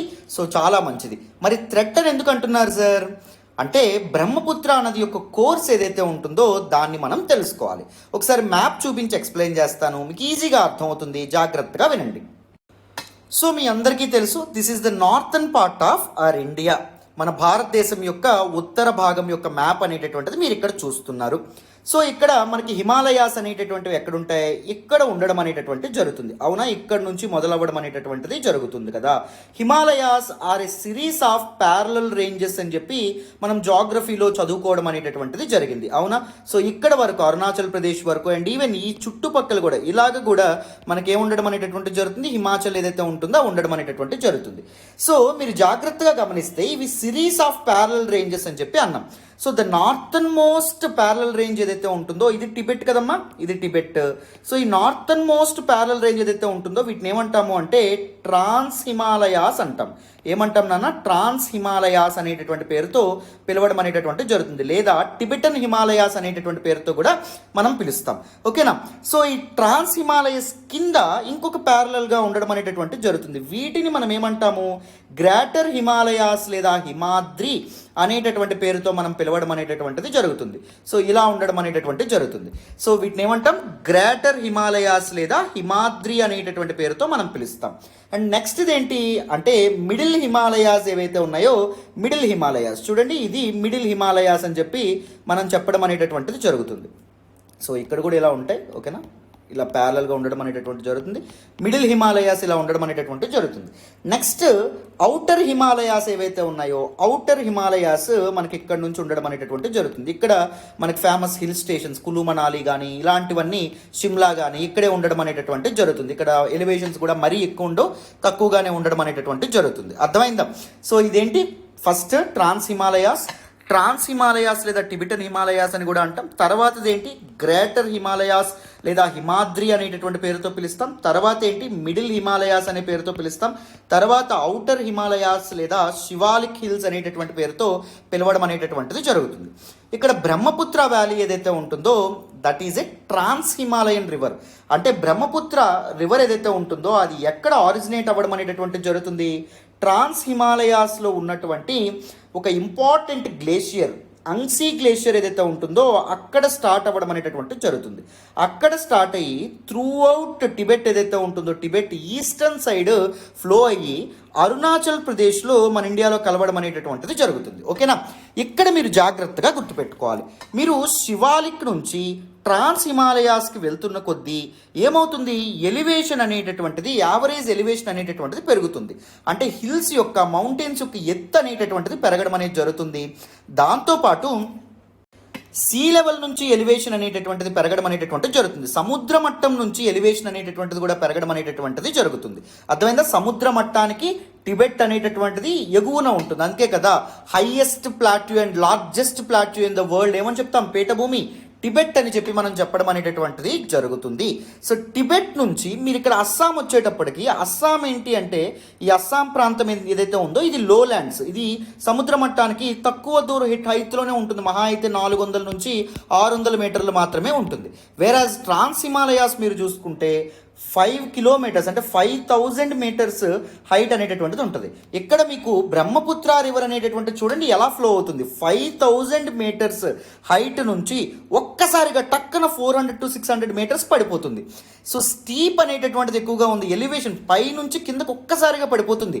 అప్పుడు వాటర్ స్పీడ్ ఏమవుతుందమ్మా, వాటర్ స్పీడ్ అనేటటువంటిది పెరగడం అనేటటువంటిది జరుగుతుంది. అవునా కాదా, వాటర్ స్పీడ్ అనేటటువంటిది పెరుగుతుంది. దీన్ని మనం ఏమంటాం, పూర్వాంచల్ అంటాం. సో డిఫరెంట్ హిమాలయన్ రేంజెస్ అనేటటువంటి మీరు చదువుకున్నారని అనుకుంటున్నాను నేను, right. So physical geography of ఇండియాలో మీరు ఫస్ట్ మనం హిమాలయన్ రేంజెస్, ట్రాన్స్ హిమాలయాస్ లేదా టిబెటన్ హిమాలయాస్, తర్వాత గ్రేటర్ హిమాలయాస్ లేదా హిమాద్రి, తర్వాత మిడిల్ హిమాలయాస్ ఏవైతే ఉన్నాయో అవి, తర్వాత ఔటర్ హిమాలయాస్ లేదా Shivaliks.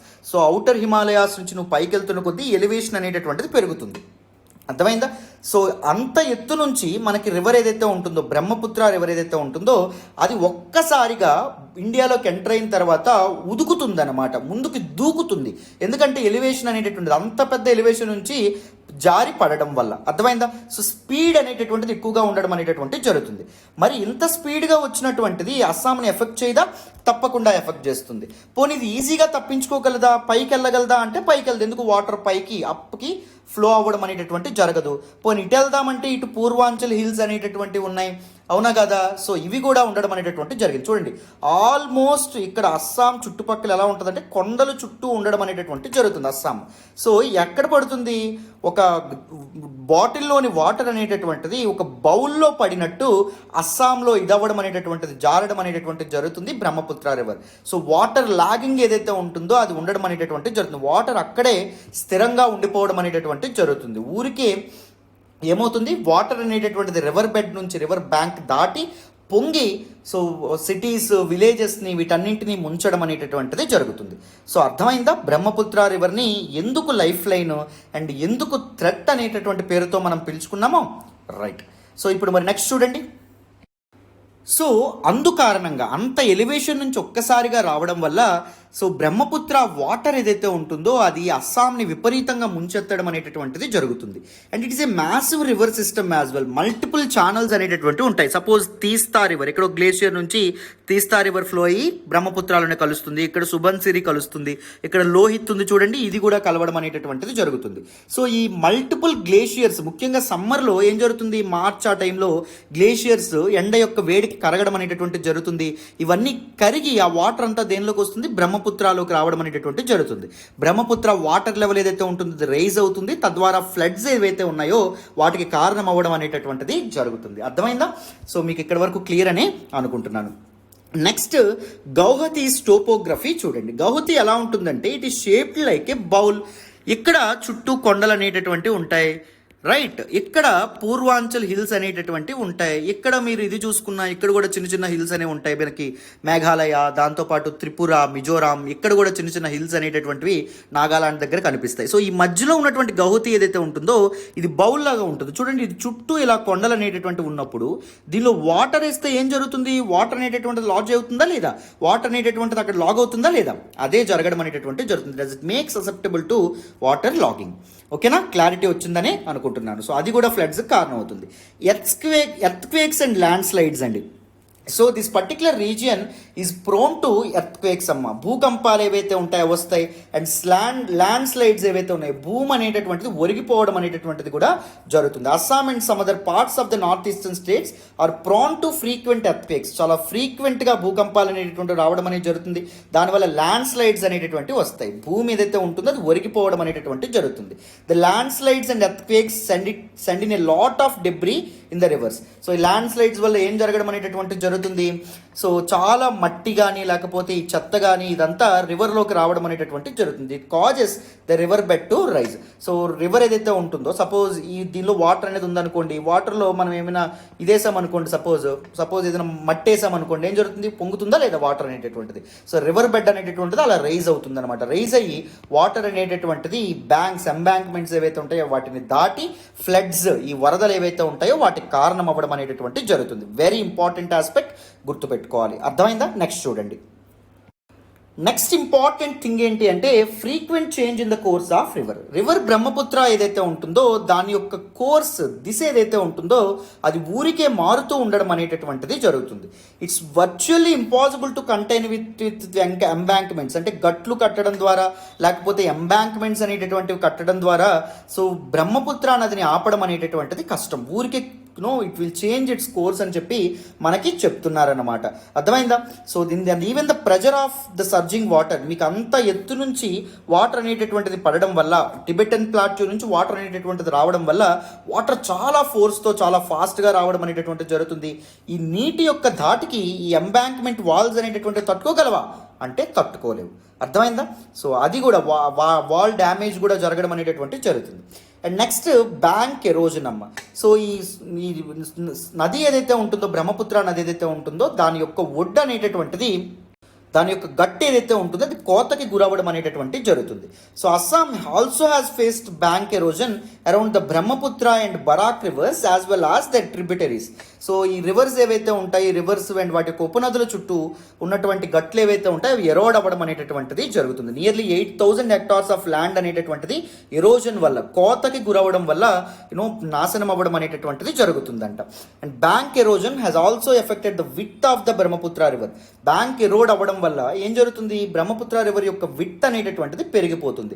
Up to 15 kilometers Brahmaputra river యొక్క విడ్త్ అనేటటువంటిది పెరగడం అనేటటువంటిది జరిగిందంట. అర్థమైందా? So bank erosion is one of the important reasons అని చెప్పి మనం చెప్పుకోవచ్చు.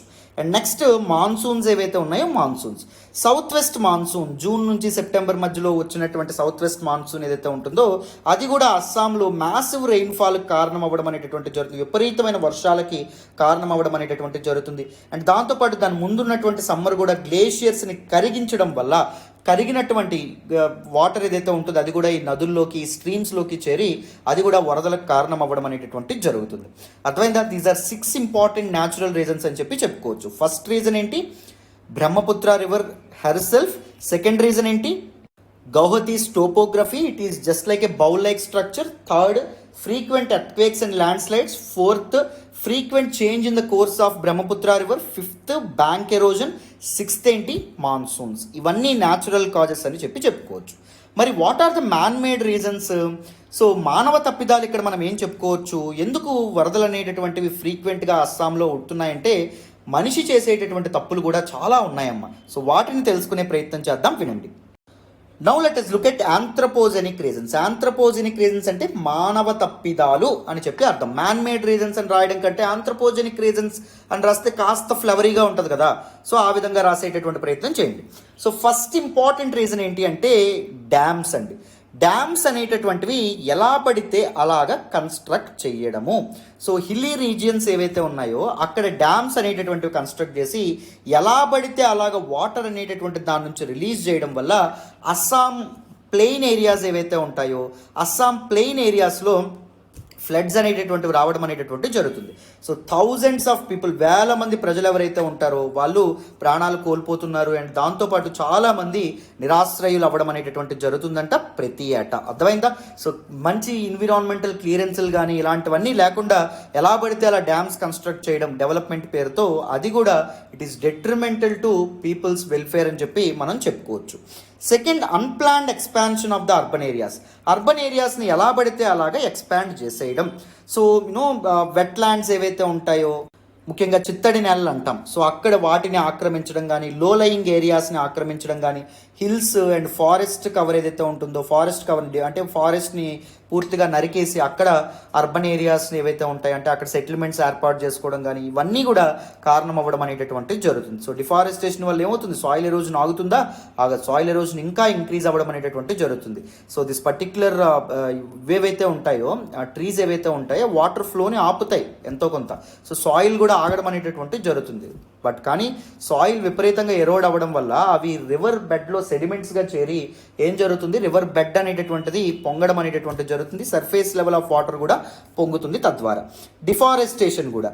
సో మొత్తం అస్సాం స్టేట్ ఏదైతే ఉంటుందో it loses around 8,000 square kilometres of land to erosion during flooding every year. ప్రతి సంవత్సరం వరదల కారణంగా 8,000 స్క్వేర్ కిలోమీటర్స్ ఆఫ్ ల్యాండ్ని కోల్పోవడం అనేటటువంటి జరుగుతుందంట అస్సాం. ర్యాంపెంట్ డిఫారెస్టేషన్ ఏదైతే ఉంటుందో, సో ఈ అర్బన్ ఏరియాస్ ఏవైతే ఉంటాయో అర్బన్ సెటిల్మెంట్స్ ఏర్పాటు చేయడానికి కానీ, లేకపోతే ఇల్లీగల్ టింబర్ ట్రేడ్ ఏదైతే ఉంటుందో దానికోసం ట్రీస్ కట్ చేయడం ఏదైతే ఉంటుందో దానివల్ల సిచ్యువేషన్ మరింత వర్స్ట్గా మారడం అనేటటువంటి జరిగింది, మరింత దిగజారింది అని చెప్పి మనకి చెప్తున్నారు. 3 important anthropogenic reasons: dams, unplanned expansion of the urban areas, deforestation. ఇంకా ఉన్నాయి చూడండి.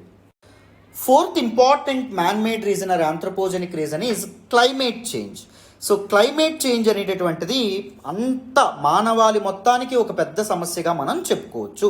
సో ఈస్టర్న్ హిమాలయాస్లో ఈ క్లైమేట్ చేంజ్ యొక్క ఇంపాక్ట్ చాలా ఎక్కువ ఉందంట. సో గ్లోబల్ వార్మింగ్, భూతాపం అనేటటువంటిది పెరగడం వల్ల ఈ గ్లేషియర్స్ ఏవైతే ఉన్నాయో అవి త్వరగా ఫాస్ట్గా అవి మెల్ట్ అయిపోవడం అనేటటువంటిది జరుగుతుందంట. అవి కరిగి స్ట్రీమ్స్ ఆఫ్ వాటర్ ఈ నదుల్లో కలిసి నదులు పొంగడం అనేటటువంటిది జరుగుతుందని చెప్పి చెప్తున్నారు. And Brahmaputra also brings huge volume of water which leads to flooding every year. బ్రహ్మపుత్రలో డిఫరెంట్ స్ట్రీమ్స్ ఆఫ్ వాటర్ ఏదైతే ఉన్నాయో బ్రహ్మపుత్రలో కలవడం అనేటటువంటి జరుగుతుంది. వాటి వల్ల బ్రహ్మపుత్ర వరదలకి కారణం అవ్వడం అనేటటువంటి జరుగుతుందని చెప్పి చెప్తున్నారు. హైడ్రోమెటీరియలాజికల్ రీజన్స్: పూర్ డ్యామ్ మేనేజ్మెంట్ అనేటటువంటిది సరిగ్గా చేయకపోవడం, ఫ్లడ్ కంట్రోల్ సిస్టమ్స్ ఏవైతే ఉంటాయో వాటిని సరిగ్గా ఇదవ్వకపోవడం, lack of goodwill. So అధికారులు ఎవరైతే ఉంటారో వాళ్ళకి చిత్తశుద్ధి అనేటటువంటిది లేకపోవడం వల్ల వాటర్ ఏదైతే ఉంటుందో ఒకేసారిగా రిలీజ్ చేయడం వల్ల కూడా చాలా వరదలు అనేటటువంటి వస్తున్నాయి అస్సాంలో అని చెప్తున్నారు. Next important reason mining and dredging అండి. సో కొన్నిసార్లు అథారిటీస్ దీస్ డ్రెడ్జెస్ ఏవైతే ఉంటాయో వాటిని వాడుతున్నారు. ఎందుకు? బ్రహ్మపుత్ర నదిని డీపెన్ చేయడానికి. So what is dredger? Dredger is actually a vessel or ship. అది ఏం చేస్తుంది? లోపల ఉన్నటువంటి సెడిమెంటేషన్, రివర్ లోపల ఉన్న సెడిమెంటేషన్ ఏదైతే ఉంటుందో దాన్ని బయటికి ఇది చేయడం అనేటటువంటిది జరుగుతుంది అనమాట, బయటికి తీసుకురావడం అనేటటువంటిది జరుగుతుంది. సో ఆ విధంగా రివర్ బెడ్ని ఇది చేసే ప్రయత్నం చేస్తున్నారు. కానీ దాని ముందు ఎన్విరాన్మెంటల్ అసెస్మెంట్ ఏమైనా చేస్తున్నారా ఇలాంటి ఇంజనీరింగ్ ప్రాసెసెస్ కండక్ట్ చేసే ముందు అంటే అవేమీ చేయట్లేదు. అర్థమైంది? ఎన్విరాన్మెంటల్ క్లియరెన్స్ లేకుండానే ఇలాంటివన్నీ చేయడం అనేటటువంటిది జరుగుతుందని చెప్తున్నారు. And shifting cultivation or jhum cultivation కూడా. So this north eastern regions ఏవైతే ఉంటాయో they are home to many tribal people అని మీ అందరికీ తెలుసు.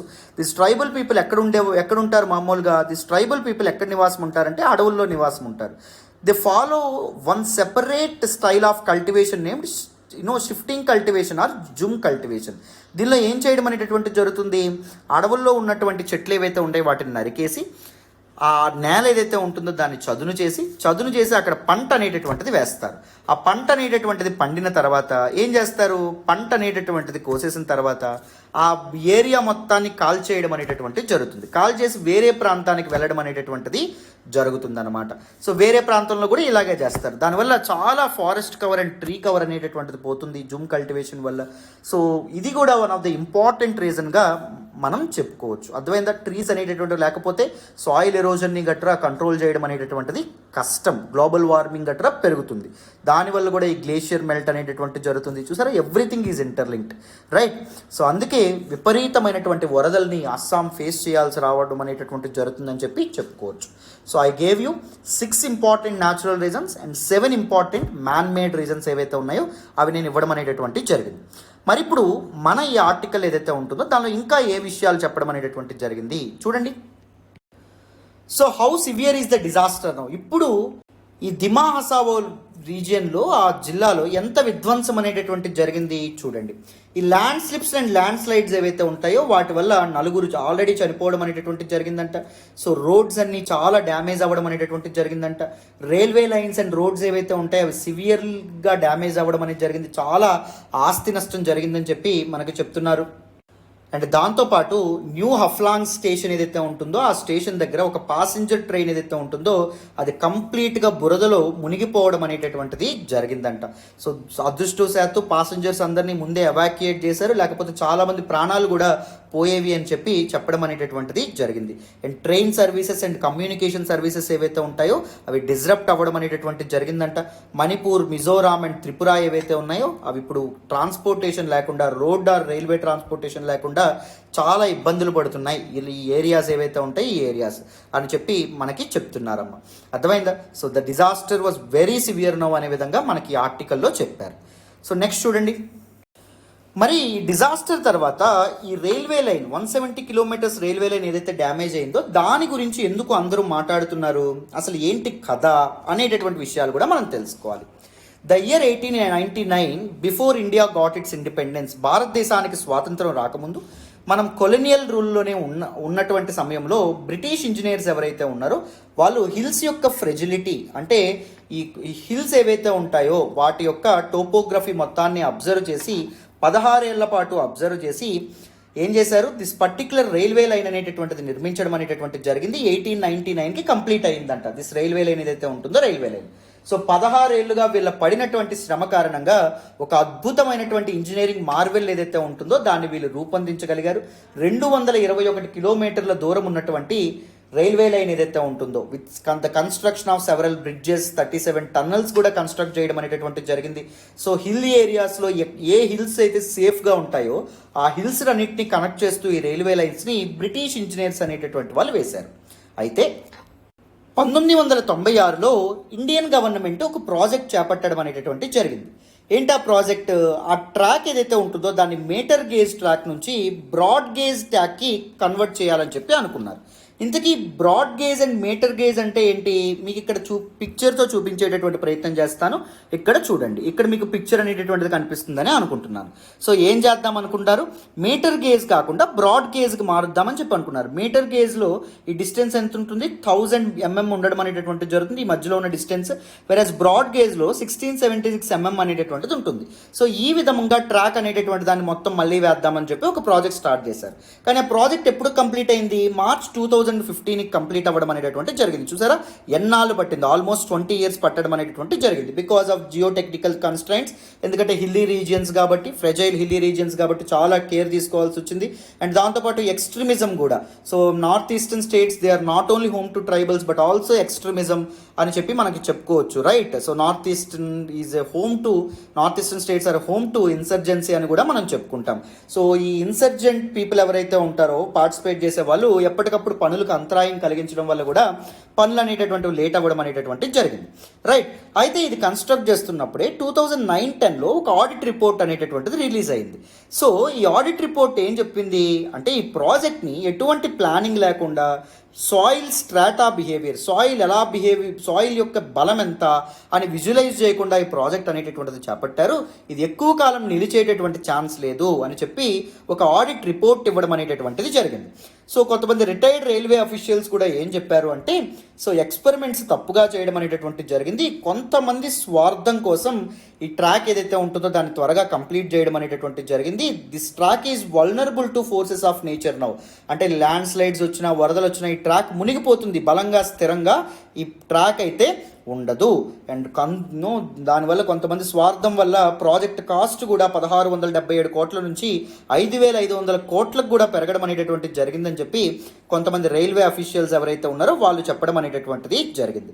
And the commissioner of railway safety గురించి ఆలోచించేటటువంటి డెలిబరేట్ చేసేటటువంటి బాడీ వీళ్ళు జూలై 2015లో ఏం అబ్జర్వ్ చేశారు అంటే this track is unsafe for passenger ట్రైన్స్కి ఈ ట్రాక్ అనేటటువంటిది పనికిరాదు, గూడ్స్కి పనికొస్తుంది. ఎందుకంటే ఈ ట్రాక్ అనేటటువంటిది ఎక్కడికక్కడ మునిగిపోవడం అనేటటువంటిది జరుగుతుంది. వరద నీరు వస్తే ట్రాక్ అనేటటువంటిది మునిగిపోతుంది.